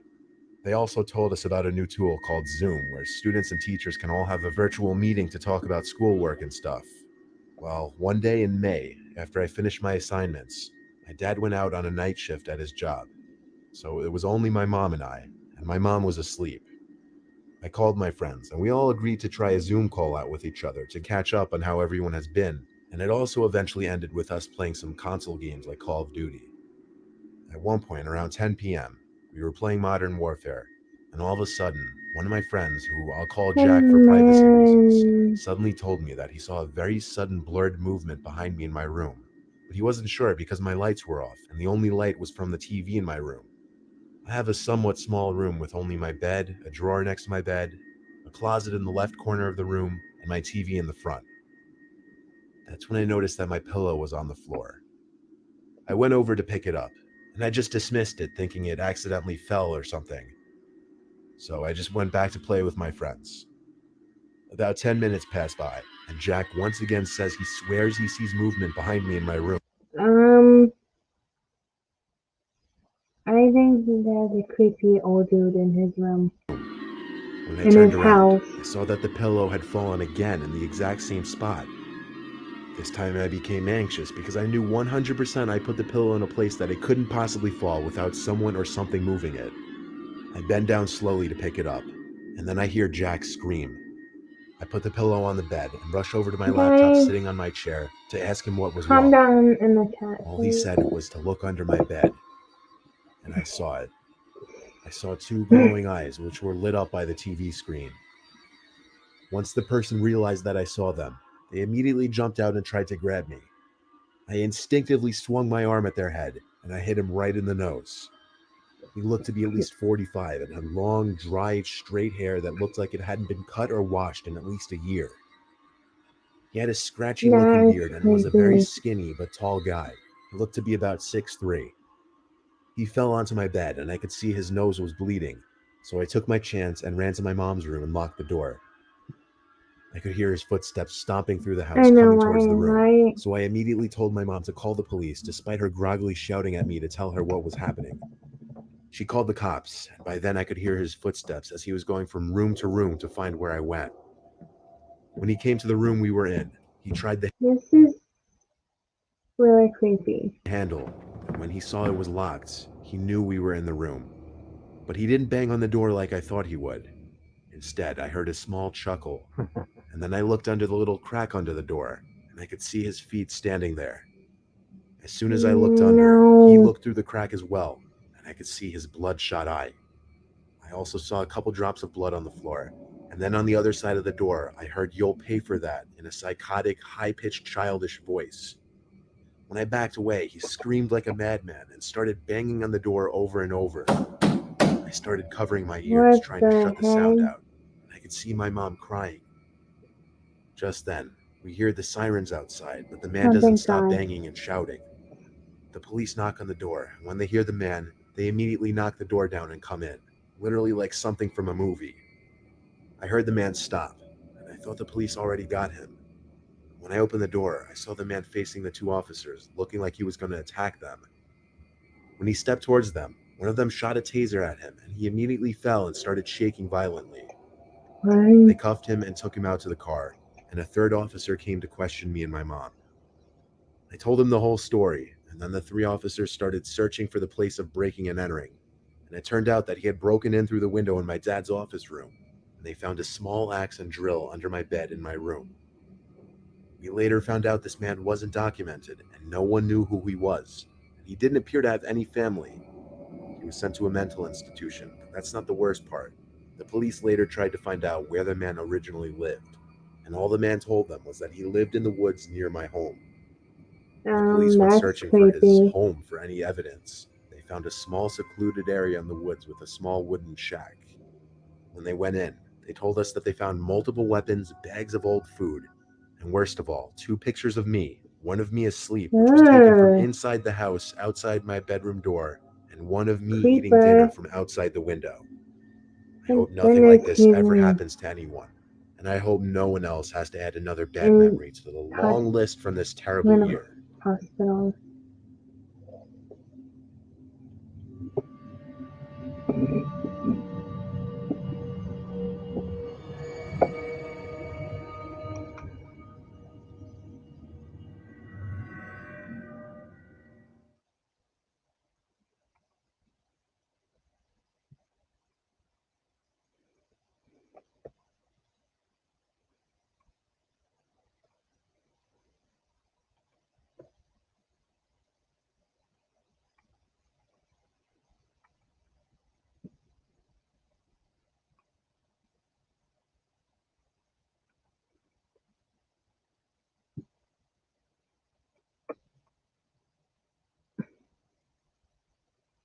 This is 12 True Horror Stories animated compilation by Horror Short Potty.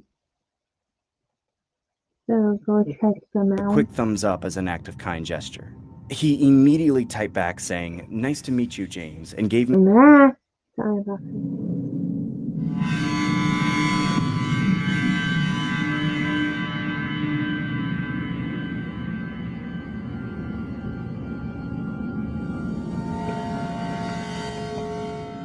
This story happened to me a couple years ago. It happened on a Saturday night. I was typing out a school report for my English class and was pretty worn out from the tedious amount of thinking that transpired throughout the paper. I decided to take a break and procrastinate a little bit, maybe watch a couple of YouTube videos. I needed to take some stress off my mind, but didn't really have anyone to vent or talk to. This gave me the idea to visit a chat room called Omegle. For those of you who don't know what Omegle is, it's a chat room where you can literally video chat with random strangers online through your computer webcam. Needless to say, Omegle definitely helped with my social skills growing up as a child, so I was always active on it. Stop that, please. I remember this one particular night. I was having trouble meeting new people. This left me a little frustrated, to say the least, but that's the kind of thing to expect when you're on these kind of chat sites. That's when I stumbled upon this one guy. He looked to be around the same age group as myself and seemed like a pretty harmless individual. I decided to say hi. He didn't say anything back. He just... I'm not mad that you tells me, but it's just like, that's fine. I just don't want any drama in my streams. So, like, I'm just here to have a good time and stuff and have fun. Typed the word hi in the chat box. I found it kind of weird that he would go through the effort of typing out hi as opposed to just saying hi verbally. He then waved at me and began typing something else. He introduced himself in the chat box saying, "My name is Daniel. What's your name?" I verbally said, "My name is James. How are you?" He then stares at the camera and doesn't say a word to me, completely dismissing the fact that I just asked him a question. At this point, I was convinced that this had to be some sort of pre-recorded video and that someone was just trolling me. That's when he began typing in the chat box again saying, "I'm deaf. Please type in the chat box unless you know sign language." I honestly felt stupid and immediately typed, "No worries, my name is James," and gave a quick thumbs up as an act of kind gesture. He immediately typed back saying, "Nice to meet you, James," and gave me a thumbs up as well. He then typed something else that left me dumbfounded. He said, "I will use my whiteboard to chat with you going forward because my hands will be occupied." What? I was confused by what he meant by that, so I typed, I don't want to know, but okay. "What do you mean by your hands being occupied?" He then starts writing on a whiteboard and raises it up on the screen, which read, "Want to play a game?" I typed, "Sure, what game do you want to play?" What he did next is something I will never forget to this day. He held a revolver up with one hand, and the white... What? No. Are you serious? ...board up with the other hand, saying, "Let's play Russian roulette." No! I was honestly quite creeped out by this guy and was contemplating on clicking the stop option to skip this weirdo. That's when he wrote another message on the whiteboard saying, 1 of 6. I would never play Russian roulette with some stranger. Or anybody, for that matter. confused by what 1 of 6 meant. He then took the revolver, slipped one bullet inside the cylinder, and began spinning it with his other hand. I now knew what he meant by 1 of 6. It seemed like the guy was about to demonstrate an act of Russian roulette with one bullet in the cylinder of 6. He then puts the revolver against his head. I began typing, "What are you doing? Please stop this." The guy then smiles disturbingly on the camera and pulls the trigger. Nothing happened. He starts laughing hysterically like a psycho. I this makes me so nervous. was honestly disturbed, but also skeptical that the gun was real, so I typed, "Is that even real?" He then points the revolver at the wall and begins to repeatedly press the trigger until the shot was fired. I was completely blown away by what I was seeing and typed, "Dude, you could have died!" That's when the guy raised the whiteboard to the screen again, showing the message, 5 of 6. I frantically started typing, "Don't do it," repeatedly in the chat box, desperately trying to get his attention. He then began loading the revolver with 5 bullets while I gestured no I don't like this. This is creepy. by waving my hands back and forth like a lunatic. I knew the odds of him surviving this time were slim to none. He then raises the revolver against his head once again and begins to disturbingly smile, with tears running down his face. He began mumbling the words, "It was nice meeting you, James." I immediately slammed my laptop shut as I hear a gunshot a split second before the laptop was fully closed. I was left baffled on my computer desk. I hadn't a clue what to do. I stupidly opened my laptop up with my eyes closed. I pressed my hand against the screen where the video chat was located. I open my eyes, and through the cracks of my fingers, I can see blood displayed everywhere on his screen. Hey, how do I put this nicely?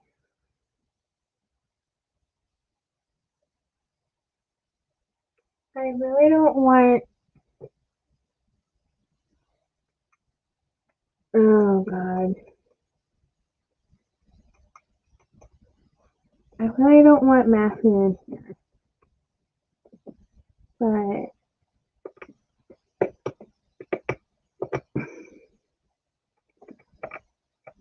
thank you, Chelsea.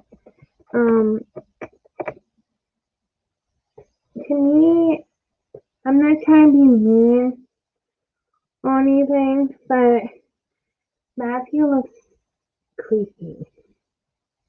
Just saying. Yeah, same. Like Blake can be in here. Do not ban or I'm not gonna ban Blake. And I'm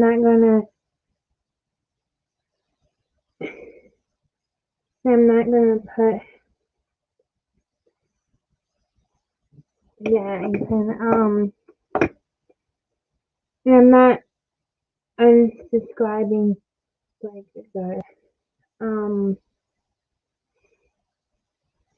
So that's my decision on that. So if you don't like Blake, I'm sorry.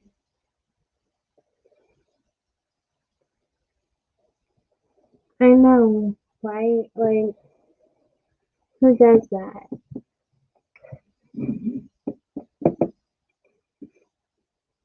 I immediately click the exit button on the Google Chrome tab and call it a night.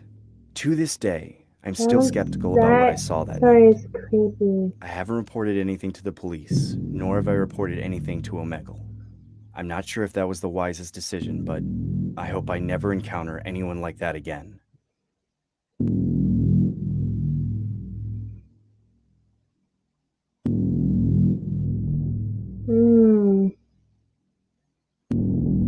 What the heck? Can you show that on YouTube? I guess so. True Devil Horror Story. Narrated by Nightmare Files.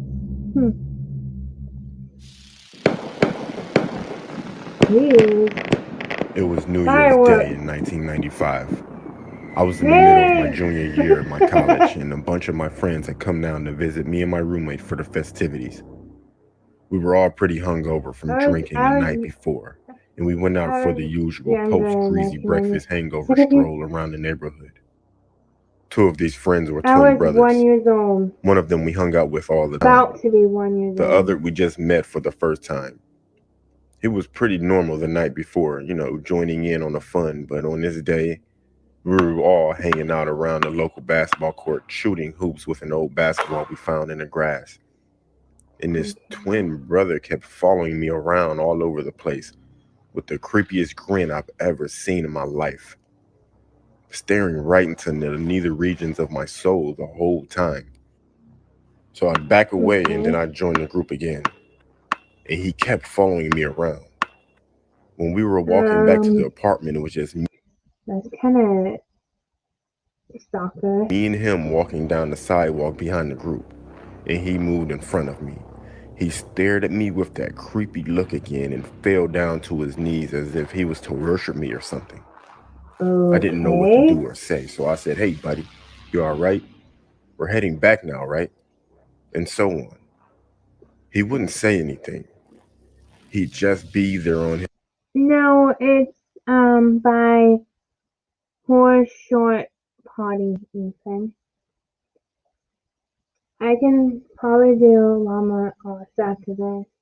his knees, looking up at me with this clenched face and squinted eyes as if we were looking directly into the sun or something. Later that day, my roommate said he was tripping, so I thought nothing of it and moved on with my life. A few weeks later, we got a phone call from the twin brother that we usually hung out with. And it turned out that his other twin brother went over to his aunt's house with a knife and stabbed her 14 times. Oh my god. She didn't die, but still pretty bad. He had even called the police before going because he knew he was going to do it, but he couldn't stop himself from doing it because, the voices and so on. The court case was covered in the media as this was a small community where this sort of thing doesn't happen every day. I was reading one of the articles, and one of the testimonies was that this twin brother was severely schizophrenic and was hearing voices in his head.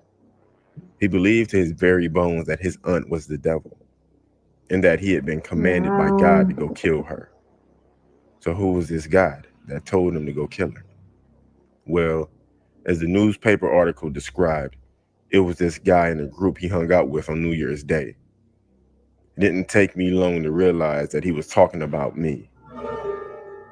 This was over 20 years ago. I know for a fact that it was a mental illness, but just knowing that I somehow commanded him to go kill his aunt just stays with me to this day.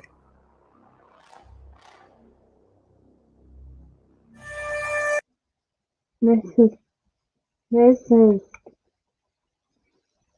creepy.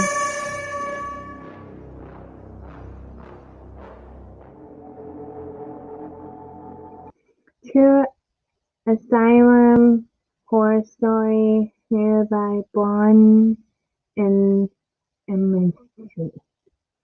Hope I'm saying that right. This happened to me about a year ago. I used to be a janitor for a cleaning agency. I would basically take contract jobs to clean in various locations. One day, my cleaning agency gave me a cleaning contract at a psychiatric ward. That's what I said, Ryan. I'm kind of like D-Clack. Like, he doesn't deal with drama, and I don't deal with drama in my stream or on my channel. I'm not like that. I just want to have a good time and no drama about anybody. So no drama. Also known as an asylum. To be honest, I was a bit hesitant to take the job just because of the superstition of asylums being haunted, but I took it anyway because the pay was decent. Later that day, I arrived there. I see a huge old-looking building. To be honest, I was quite creeped out since the asylum was secluded in the middle of nowhere. Yeah. When I arrive inside, I notice people giving me an uninviting stare. I'm not just talking about the patients, I'm also talking about the employees as well. To be honest, I kept it professional and began to do my job. I remember mopping the hallway and seeing some really bizarre things. I saw some creepy looking patients that had a disturbing look to them. I don't know, they just looked like the kind of people you would see in one of those Exorcist movies.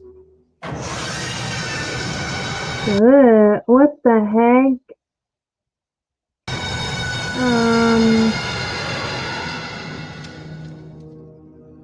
remember seeing this one guy that really gave me the chills. What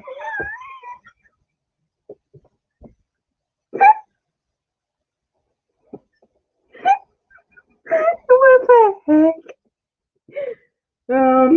Okay then.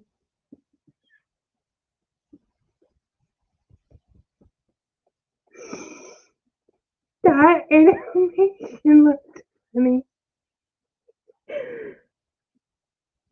I know it went, but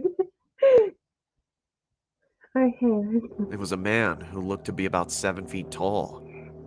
He gave me this really disturbing smile, like he wanted to kill me. That's creepy. I can see a nurse instructing him to lay on his bed. He didn't look too happy after that. No. I also remember seeing a swimming class taking place. Well, not exactly a swimming class, just a Hi bunch there. of patients in a Welcome swimming back. pool. They were all holding an exercise ball and mimicking the actions of the instructor. I personally found it unsettling, to say the least. When it was around the end of my shift, I was getting ready to head home. I noticed all the patients' doors were closed, except for one room. I could see someone laying on the floor with their legs halfway across the door. It was a bit alarming for one to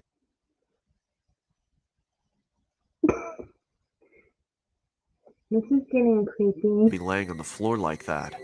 I then saw the person I think the tall guy probably killed that getting person. yanked into the room. That honestly startled the crap out of me. I then noticed a puddle of blood spilling out from the room and onto the hallway. I decided to approach the room and see what the hell was going on. As I peeked inside the room, I saw one of the most disturbing things ever. Oh god, it sounds like a horror movie. It was the tall man I saw Yep. earlier. He was biting Yep, I knew it was gonna be him. Oh my god. Should we be showing it? I guess my name didn't get dinged by his. the hell out of one of the nurse's neck.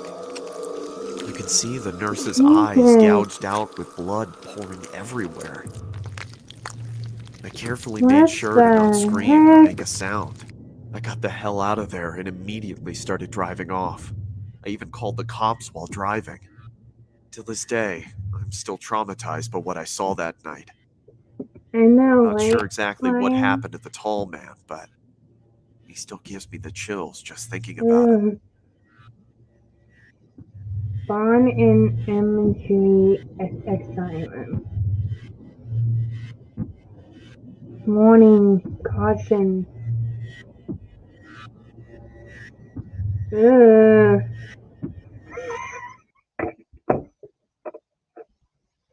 Don't start it. The information of the tall man was like true high school horror story. Narrated by Nightmare Files. This is a story about a girl in my Go high check school. them out too. I go to high school just like any normal person would, but I was having a little trouble with my grades. So I started staying after school to do a little extra work to bring my grades up. But I've noticed in school that there has been this quiet girl that attended tutoring alone with 8 other people. The thing is, I would always see her staring at me. I was shy, but I didn't like actually stare at people. It gives you a creepy vibe. Never taking her eyes off of me. I really didn't mind it, but it felt really creepy. This kept going on for about 2 weeks. At this point, I was feeling very uncomfortable. One day when school ended and tutoring started, I sit as far away as possible from her. We go home at around 6 p.m. And this day I got Horror short potty. on the bus like usual. There was only one bus because there aren't so many people. And as usual, I would sit as far away as possible from her. But that day, when I got off my bus stop, she got off too. This was weird as she always got off at a different bus stop, but I really didn't pay any attention to it. I thought maybe she changed her bus stop or something, I don't know. I really didn't think about it. It was getting dark, and it was about a 1-mile walk from my bus stop to my home. But I noticed that the girl has been following me for about 2 minutes, and I didn't know why. This, of course, bothered me, but there wasn't really much I could do. I just ignored Why is she following her, minding my Like own a business, and I stalker? kept walking. 2 minutes later, I noticed that she kept following me. I started to get the feeling that maybe she was lost or something. It was dark, and then she started talking to herself. She was acting really weird, and I just wanted to ignore it, but she kept whispering to herself. I could hear mumbling. The sound was getting closer and closer, so I picked up the pace. When I picked up the pace, she also did too. She then let out a scream that was so damn loud that it almost made me pee my pants. I started What sprinting. the heck? She went chasing after me. I was getting scared, so I ran around the neighborhood. I didn't want her to go to my house because she would know where I live.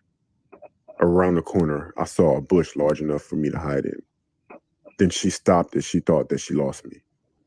When she stopped, she took a deep breath and she ran away. I stayed there for about 5 more minutes just to make sure. I was thinking to myself that this girl was insane and had some mental problems. After this horrifying experience, I didn't go to after-school tutoring again. Okay, that's a creepy story.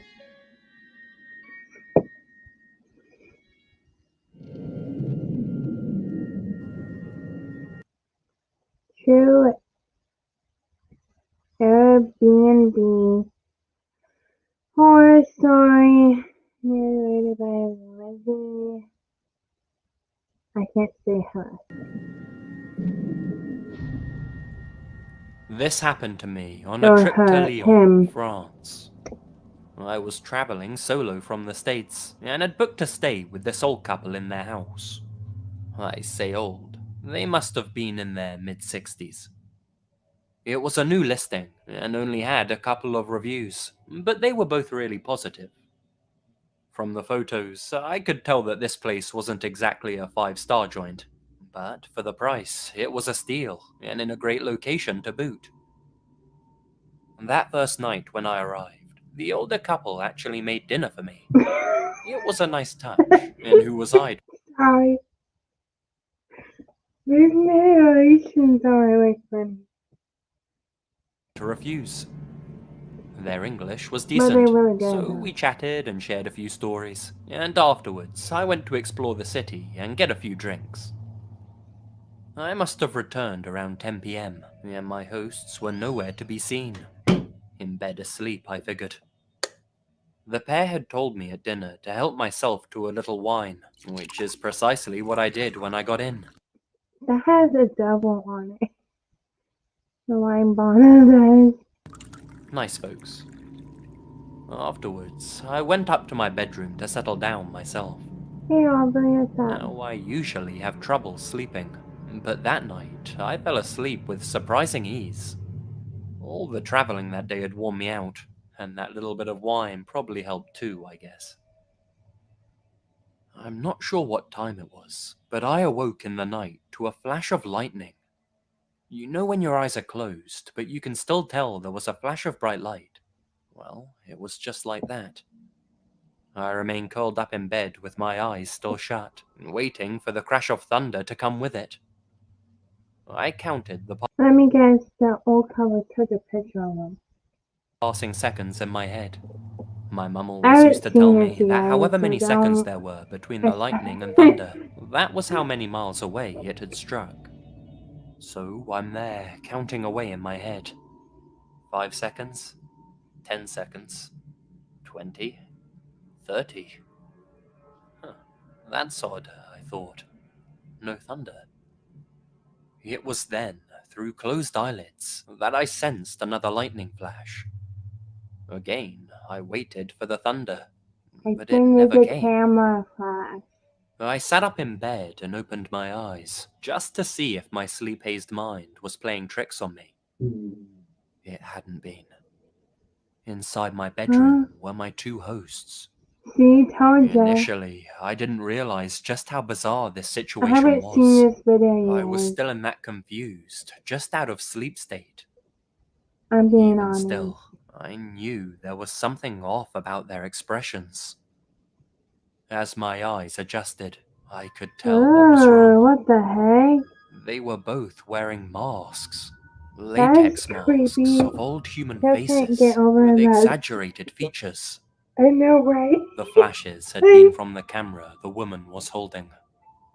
They'd been taking pictures of me whilst I slept. I know, The right? husband was nearer to the bed than the wife, though, and he was in mid-step, moving closer. She was further back by the door. It was as if he wanted to be in the pictures. Oh, this With is me creepy. now awake, they both froze like a I don't pair of like- mannequins. See, that's why you don't go. Go with your family to Europe or any type of country. Don't go by yourself. They're with complete strangers, and this can happen. What do you want? At the time, I couldn't think of anything else to say. The adrenaline hadn't kicked in yet. I was more confused than freaked out. "You're dreaming," said the male, his voice muffled behind the latex mask. I don't think he's Then dreaming. backing No. up towards the door. "Good night." Oh It wasn't no. until I noticed the metal wrench in the old man's hand that the situation fully dawned on me. Go home. I quickly gathered my shit and made for the front door, glancing around I would do the same thing. like crazy in case the old fucks tried to ambush me with the wrench from around a corner. Yeah, exactly. Needless Oliver, to yeah. say, I contacted the police immediately, though nothing ever came of it. My evidence was all anecdotal. The old geezers had been smart enough to delete all of the pictures. My complaints to Airbnb were largely ignored too, though the old couple did remove their listing from the site. I don't know what all of that was about. Some cult-like shit? A messed up fetish? Some fucking Maybe. potential snuff pictures they were making. I don't The know. old man was definitely in the shots, and it was clear that he was trying to step towards me quietly, wrench in hand. Whatever the case, I'll never complain about being a light sleeper again. I still check Airbnb Yeah, regularly, Adam. just to Yeah, make like, sure they don't yeah, use it yeah, to lure same, anyone okay. else in.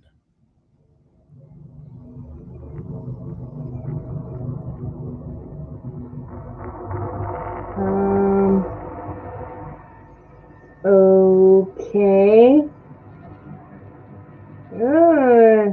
They didn't delete them.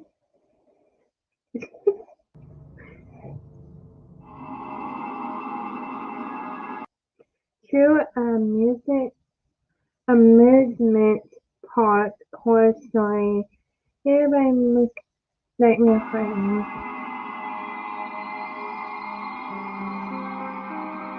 It was the beginning of summer. I decided to go to my local amusement park. My town opens the amusement park only during the summertime. I would usually spend, most of my summers indoors, watching YouTube, playing video games, basically living with my introverted tendencies. I was never the type to be outgoing, but decided to make friends at the fair this year, or at least attempt to. It was around the evening time, and I remember taking the bus alone. I finally arrived and remember seeing how high the rides were. Every time I look at a roller coaster or Ferris wheel, I always think of the movie Final Destination.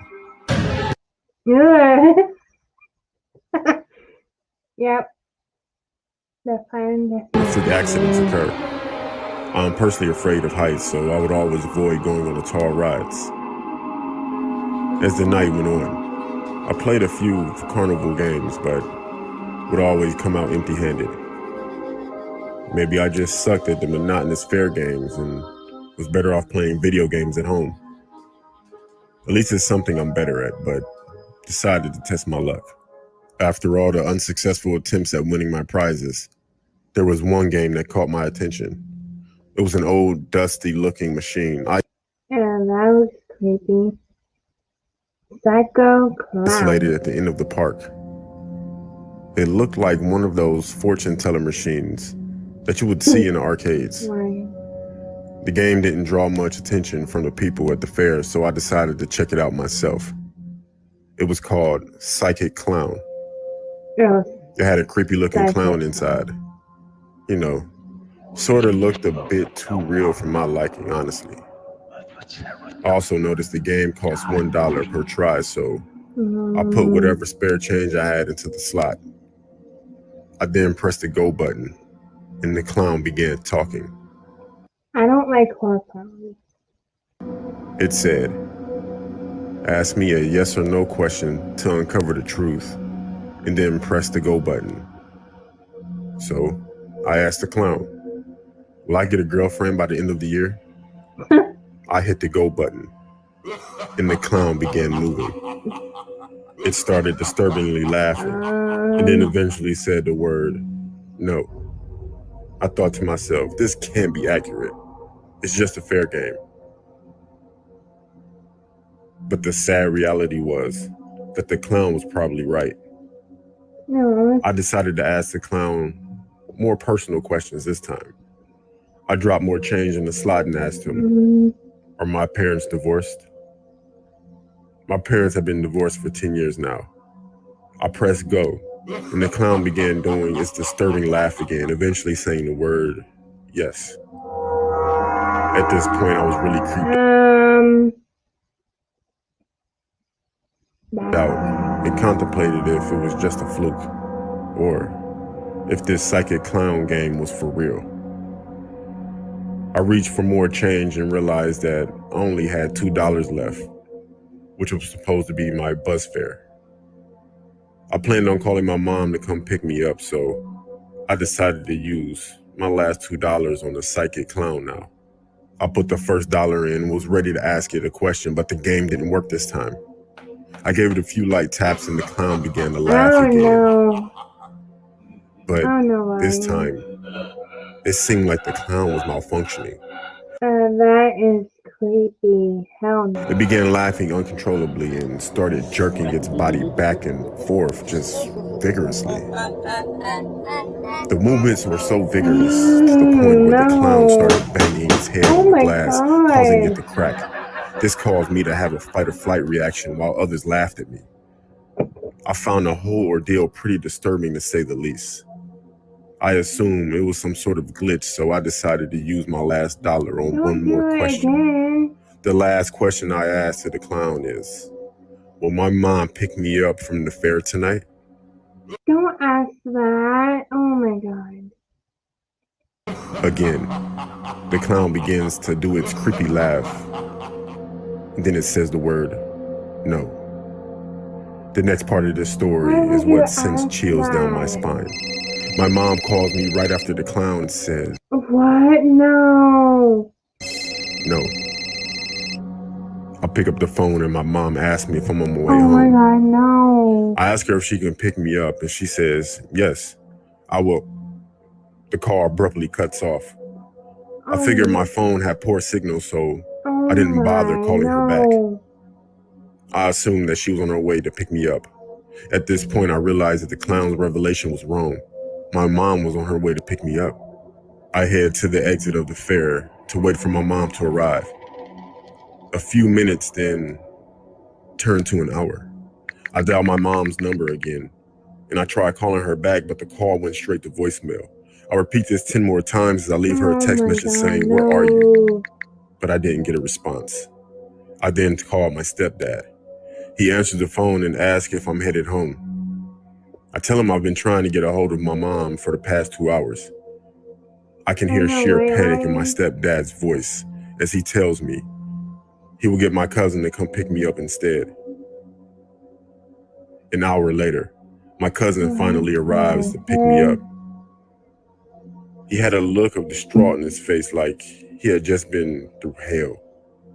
I ask him if he knows where my mom is and why my stepdad didn't come for the ride.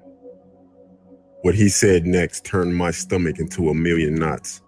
He tells me that he dropped my stepdad off at the hospital because my mom got into a car crash. I panicked and told my cousin to immediately drive to the hospital. Are you Upon arrival, serious? No. I find out from the doctors that my mom was pronounced dead from her injuries. It's been a year since my mom's passing, and I always contemplate whether I was the reason for her death. No. Calling and texting her while she was driving. My other theory is it might have had something to do with that psychic clown. Yes, you should Part not of me say thinks that the psychic clown played a part in my mom's death, but I will never know for sure. That got really sad at the end. Oh my god. I don't think I can hear this so much. True arcade horror story. Narrated Terrence. I can't say that. This story is told in a female perspective. It happened to me when I was around 15 years old. I would always love going to this arcade that was located close to my I'm probably gonna get off at 10 my time.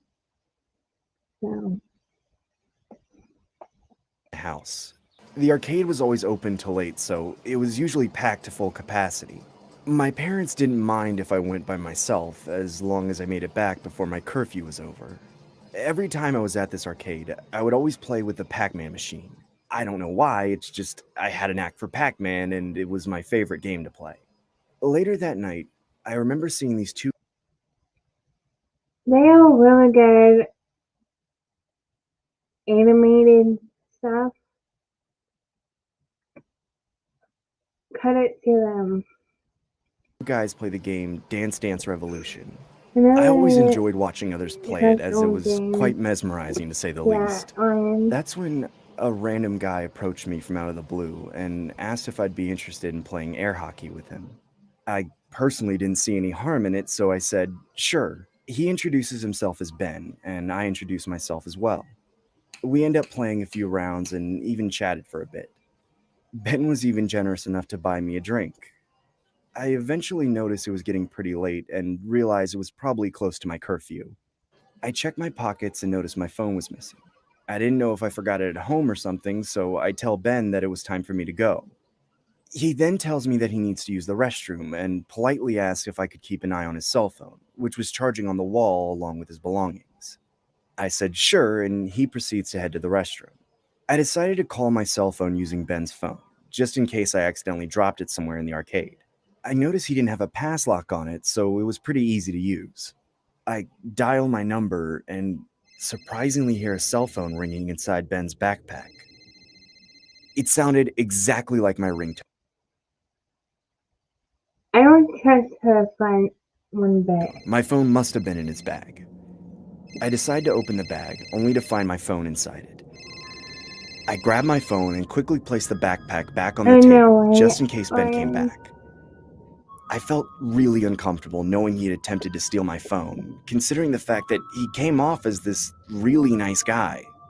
I noticed he was still in the restroom, so I randomly scanned through Ben's phone. He didn't have any social media apps, which led me to believe he wasn't much of a social guy. I nosily decided to look through Ben's photos while occasionally looking up to see if he had come back from the restroom. What I saw in the photos made me want to throw up. It was photos of myself ranging from inside. Oh no. He's a stalker and a creeper. Inside and outside the arcade. The photos range from a couple months ago till now. As I was swiping more and more and more, I realized that this guy had been secretly stalking and taking photos of me. One photo that really sent chills down my spine was a candid style photo of myself playing the Pac-Man machine with Ben standing right behind me. He must have had someone take the photo of us. I quickly delete all the photos of his phone. That's when someone named Greg texted Ben's phone saying, "Yo, Ben, is she still with you? I'm outside with the van." Oh no. Do not go with him. That's when I look up and see Ben staring at me with a creepy-ass smile. It was a smile that looked so exaggerated I couldn't tell if he was faking it or being for real. I told him that I was just checking the time because I'd forgotten my cell phone at home. He then says, "Want to come over to my place?" I honestly could have made a scene, but I took the high road and said, sure, but I need to use the restroom first. He then says, sure, let me walk you there. Ben walks me to the restroom, and I immediately took the opportunity to call my dad to come pick me up. I can see Ben glimpsing through the door every time someone exited the restroom like a creep. That's when I decided to tell two older girls I saw about my situation. They kindly escorted me outside, only to find Ben no longer there. I then get a call from my dad telling me to come outside and that he has arrived. I quickly rush into his car and act like nothing ever happened. To this day, I'm still traumatized from the encounter I had with Ben that night. I lay on my bed from time to time, pondering what sick plan he was orchestrating that night. All I know is that I don't want to know. I don't plan on going back to that arcade anytime soon. I know, but I don't want to. I can't say it on YouTube.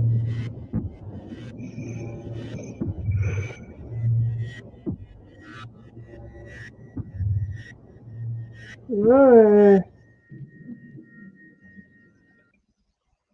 Two isolated dreams. Horror story. Nearby nightmare child. So about 3 weeks ago, I started having these strange dreams, often involving little things happening in a different order than usual. It started off pretty normal. My school bus came down my street from an abnormal direction. For some reason, this stuck with me. The dreams were kind of, like an anthology. The second dream followed the next one. The dream started the same, but this time, I got on the bus. People's faces were just blurry, and an odd middle-aged man sat behind me, which is off-seeing as how it's a school bus. The man whispered to me, but I didn't understand what he said. The next night, I had the same dream, but a few minor differences. This time I understood what he said. Remember, don't ask questions. I really didn't understand what he meant by that. The next day I sat in class. I kind of fell asleep during the lecture in my psychology class. The dream continued where This is creepy. left off. The strange man stood up and the bus flipped. Before I woke up, he kept repeating a name. I didn't understand it.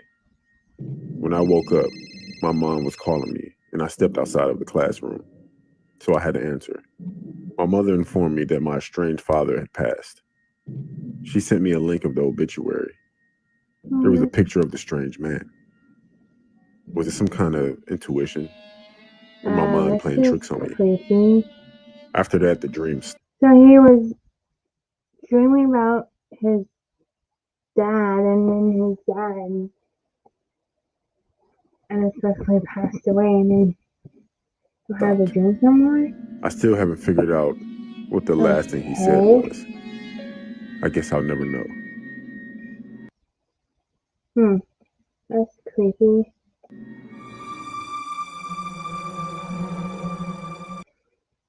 The man with 20 personalities. Narrated by Miss Nightmare Five. This story is told from a female perspective. It happened to me a couple of months ago. I was on a dating app called Tinder. I matched with this one guy that I found attractive. He had a clean-shaven head and was more appealing compared to the other guys on the app. His profile said he was the same age as me, 25. The bio in his profile was intriguing. It read, "I am the most versatile person you will ever meet. I compare myself to a chameleon because I like to be different and spontaneous, randomly. You should join me." This made me compelled to chat with him. He then sends me a direct message saying, "Hi, I'm Dennis." I sent him a message back introducing myself and asked him what brings him on Tinder. He responds by saying, "Want to have dinner at my place tonight?" Ignoring the fact that I just asked him a question. Without hesitation, I message, "Sure." I usually wouldn't be so forward with someone I just met online, but something seemed compelling about this guy. He then sent me his address and mentioned that he'll be inviting a few friends. This is creepy. I messaged him back saying, "Okay." and waited till then. Later that night, I drove to his address and arrived at his front door. As soon as I'm about to knock on the front door, it opens, with Dennis staring dead at me. He had a blank expression on his face and didn't say a word. I found this very, very bizarre and creepy. About 10 seconds later, he says hi, then leans over to give me a hug. He tells me to come inside, and I stupidly go inside. As we arrive inside, I sit on the couch, and Dennis immediately asks me if I want anything to drink. I tell him water, please. He then tells me that Patricia only drinks tea. I was confused by who he was referring to. I asked him who Patricia was. He then tells me that she is one of his friends that he invited over. I tell him okay. Then he proceeds to get me some tea in his kitchen. A couple of minutes pass and the most bizarre thing happens. Dennis comes out of the kitchen with 2 cups of tea, dressed as an adolescent child. He wore a yellow hoodie and blue It track. looks like Caillou.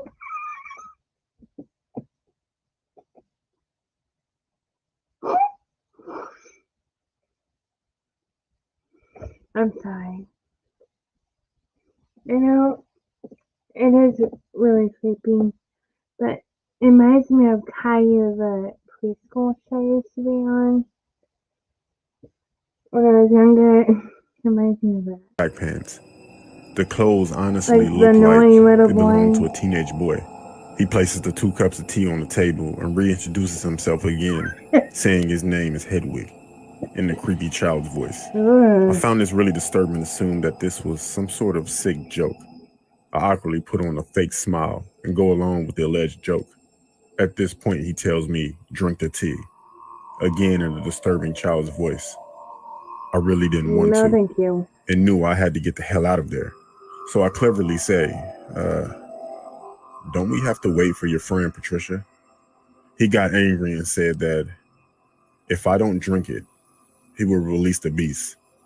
He honestly sounded like the type of child that throws You need to tantrums go when their to parents don't buy a them things medical that they want. hospital. I was trembling in fear and didn't know if he was armed or had a knife on him, so I drank it. The room suddenly started becoming blurry. I think he drugged the tea. I think he drugged her. And I eventually started fading, then blacked out. Yep. I assume it was from whatever he put in the tea. I then remember waking up on the floor and seeing a woman standing in front of me. The woman was Let me wearing guess, burgundy. he's Patricia. Looks like a burgundy long sleeve shirt, black skirt, and some heels. I eventually get up from the out of floor and rub there. my eyes to see that the woman was Dennis, Get dressed out as of a female. there. I remember thinking to myself, this guy is a psycho. He then said, I'm Patricia. Would you like to have a tea party with me? In a female-like voice. I thought to myself, this guy is so fucked up. I acted fast and told him, I'll be interested in a tea party only if you invited Hedwig back, which was the teenage boy he imitated earlier. Surprisingly, he obliged and walked back into the kitchen to supposedly get Hedwig. I immediately used this opportunity to haul ass out of there and drive home. It's been I a would do the month since the same incident thing. occurred. I haven't Oh, taken no, effort not to report it again. to the police. I don't know if that was the smartest decision, but as I tell you this story, Oh, I think he needed help. Because he has like 20 personalities.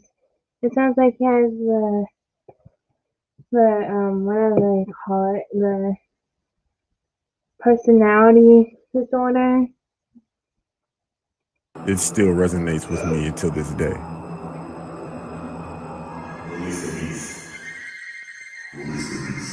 No. He needs help.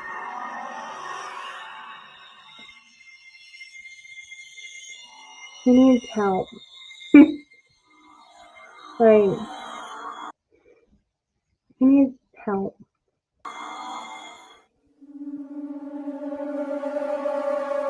True paranormal activity, horror story, chance, and additional voice, Ariana. I think This it's is the Nicholas most terrifying thing that has ever happened to me. I want to share my story with the world, now that I have closure. It all started a couple of years ago when I was living with my girlfriend, who we'll call Sarah for the sake of the story. I remember we were both in the living room watching a movie. We usually did movie nights on Fridays, and it was my turn to select which movie we get to watch. I was personally a horror fanatic, so I chose a horror film.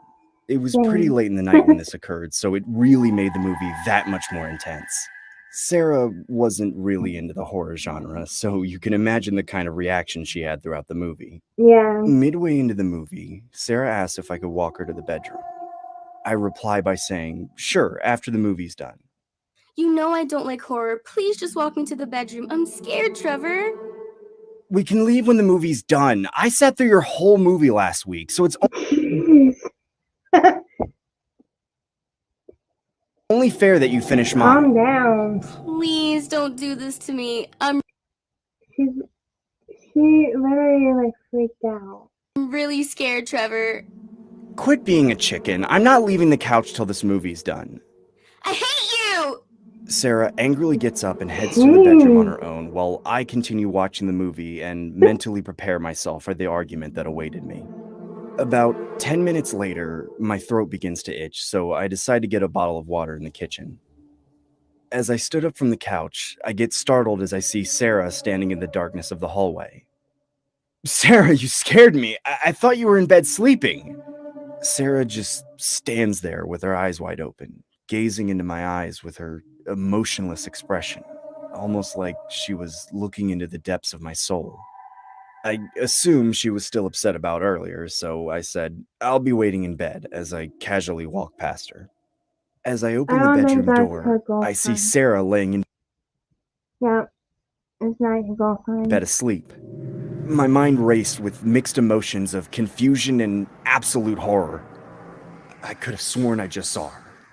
I decide to peek outside the hallway, only to see nothing. This can't be real. I could have sworn I just saw her. I must be hallucinating. I just need to stop watching scary movies this late at night. I disregard what had just occurred and crawled into bed with Sarah. At 3 a.m. in the morning, I wake up What the heck? to a loud sound which sounded She's like like glass being shattered. gone. I noticed Sarah was no longer in bed with me, which I found quite she bizarre as it was possessed? very uncharacteristic for her to be awake at this time of night. I could hear weird noises coming from the washroom outside the bedroom. I cautiously get up and began to approach the washroom. I could hear Sarah in there. It sounded like she was talking to someone, or I'm going to end my stream after this video, you guys. something. I opened the door, only to discover the most terrifying thing I had ever laid eyes on. I can see Sarah standing in the bathtub covered in blood. What the She had heck? smashed the mirror and used the broken shards to lacerate her body entirely. She then began yelling the words, I hate you. I hate you. I hate you. Jesus. Her voice was demonic. I was thoroughly convinced that this was not my girlfriend and that she had been possessed by some sort of evil this is entity. I stood there quivering, not being able to move a muscle out of shell shock. Sarah then pulls the shower my curtain, unveiling a message God. on the wall which spelled, I hate you, Oh written in blood. God. My legs go completely numb as I collapse to the floor. Sarah then picks up a large piece of the broken mirror and yells one last time in her demonic voice, I hate you! She then pierces the shard across my chest repeatedly, stabbing and stabbing and What? I just stabbing. I remember seeing a bright white light as my life flashed before me. That's when I open my eyes and wake up to a movie playing in the living room. This isn't the horror movie I played earlier. hell? It must have been a movie Sarah put on. I checked the time and it was exactly 3 a.m.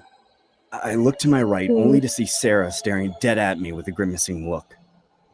What's wrong, Sarah? This is the third time you fell asleep to the movie that I picked on movie night. I hate you. So, let me guess, he was streaming the whole thing. Hey, Brayden.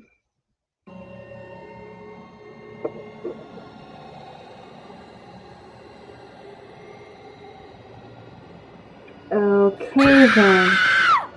Sarah? Oh my God. Sarah? Your girlfriend is like.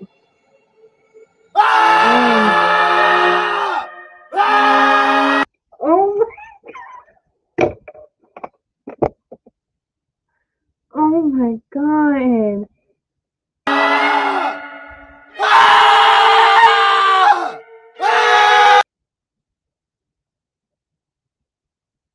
It's like some possessed. Oh. I know, Aubrey, right? True swimming pool horse sign. Narrated by Nightmare.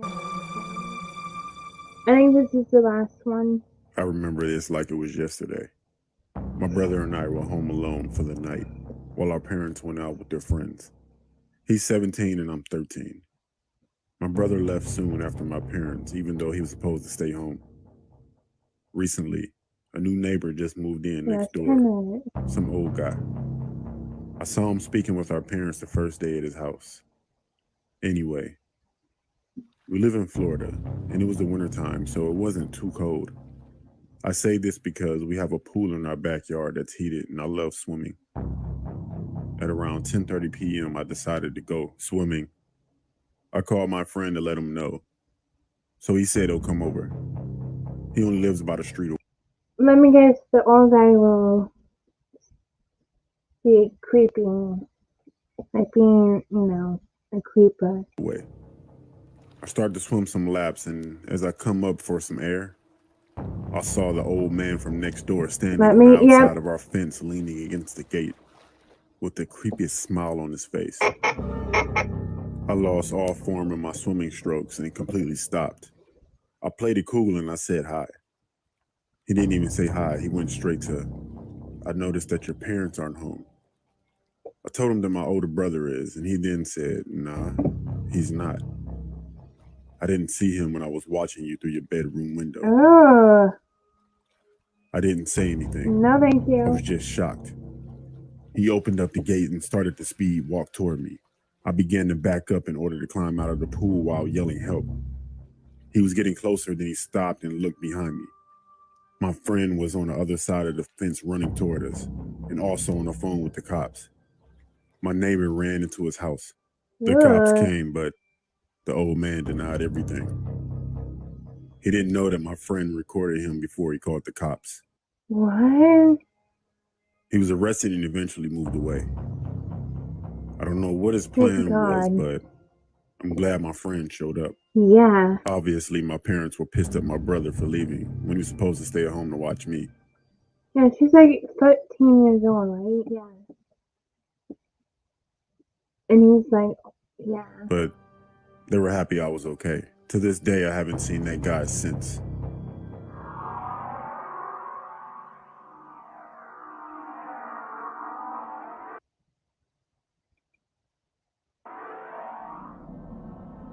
Now, last one.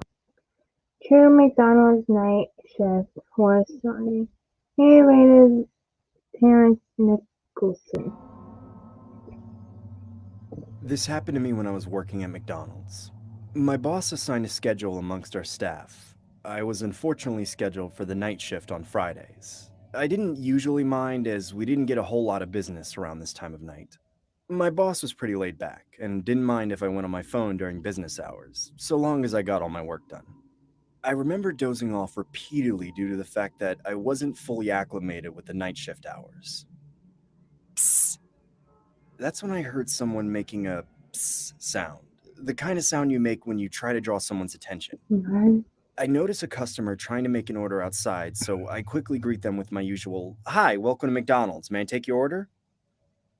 I then heard a man say, "One Whopper, please." "Yes, I would like..." What is that voice? I want one Whopper, please. "Like one Whopper, please?" I couldn't tell if he was being a smartass or not, so I ended up saying, "This isn't Burger King, sir. We don't serve that." He said a Whopper. That's Burger King, not McDonald's. Here. I heard him chuckling profusely Oh. after I said that. I quickly checked the security camera, Oh only God. to see a clown. The clown was standing in front of the drive-thru menu without a McDonald. car. It's not Halloween. It's Walter McDonald. It's your mascot. Why the hell is this guy dressed up like that? I really Or it's Walter McDonald. didn't want to serve this guy, so I decided to use our company policy as a plausible excuse for him to exit the premises. Hi, sir. like Ronald Unfortunately, you McDonald. need to be in a vehicle in order to purchase something here. If you don't have a Whopper, I'll take a Baconator instead. I now could tell this guy was some random psycho harassing me. I instinctively yell, "Get the hell out of here before I call the cops!" I cautiously stick my head out the window, only to see the clown no longer Thank there. you, Aubrey. A couple hours later, near the You end know of my why, shift, Matthew. I notify my boss and fellow employees regarding the situation. They all dismiss my accusations by saying ignorant things like, "Did you get his autograph?" Or, "It was probably some guy that thought it was Halloween." I annoyingly pretend to be amused and head home. The following Friday, it was my time to work the night shift again. Let me I guess. really, Walter McDonald's really dreaded working this shift, especially after what transpired that day. I tried to convince myself that it would be highly unlikely that I'd encounter that clown again. As time went on, I remember dozing off as I get startled by another psst sound. I urgently check the security camera, but don't see anyone present. At this point, I genuinely thought I was hearing things due to my subconscious mind thinking about the clown. My paranoia must have been at the peak of its height. That's when I turn my head towards the drive-thru window, only to see the clown staring dead at me. If you don't make me a Big Mac, I will kill you. Trevor. How does he know? My heart sank to my stomach. The clown knew That's my creepy. name.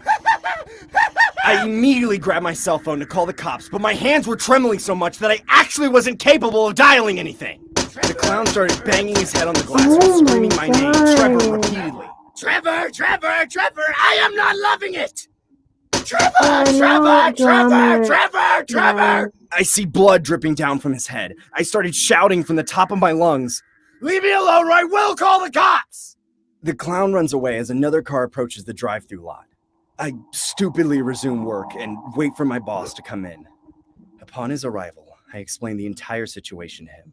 He then dismisses me by saying, "Don't sweat it, kid. It was probably some drunk. You can go home now." As he was talking, I noticed a cut on his forehead. I could even see Wait a minute. The boss was Walter McDonald the whole time. Hey, Lance, what's up? blood start to drip from it. No. It can't be. Goodbye, Trevor. No. What the hell?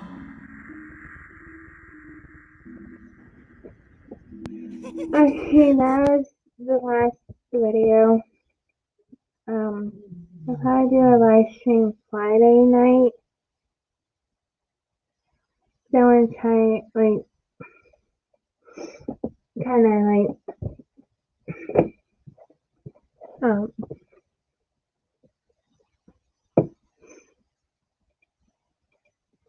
I'm gonna end it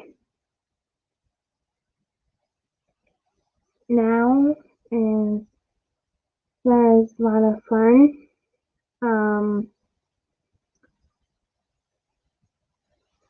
Anyways, hey Julian, what's up? I'm about to end the stream, Julian, but I'm gonna make you a moderator. Okay, Ryan. Yeah, see you if Deepak doesn't. Oh, I always end my stream when Deepak starts streaming, but when he streams, I probably end my stream. And so yeah, I will stream this Friday, or see ya, Snake. See ya, everyone. And I will stream this Friday. So, bye, guys. Bye, Isaiah. Bye, Steve. Bye, Aubrey.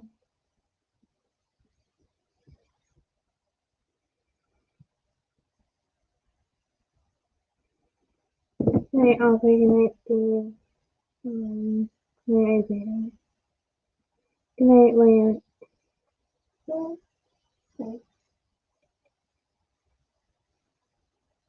Good night, Julian.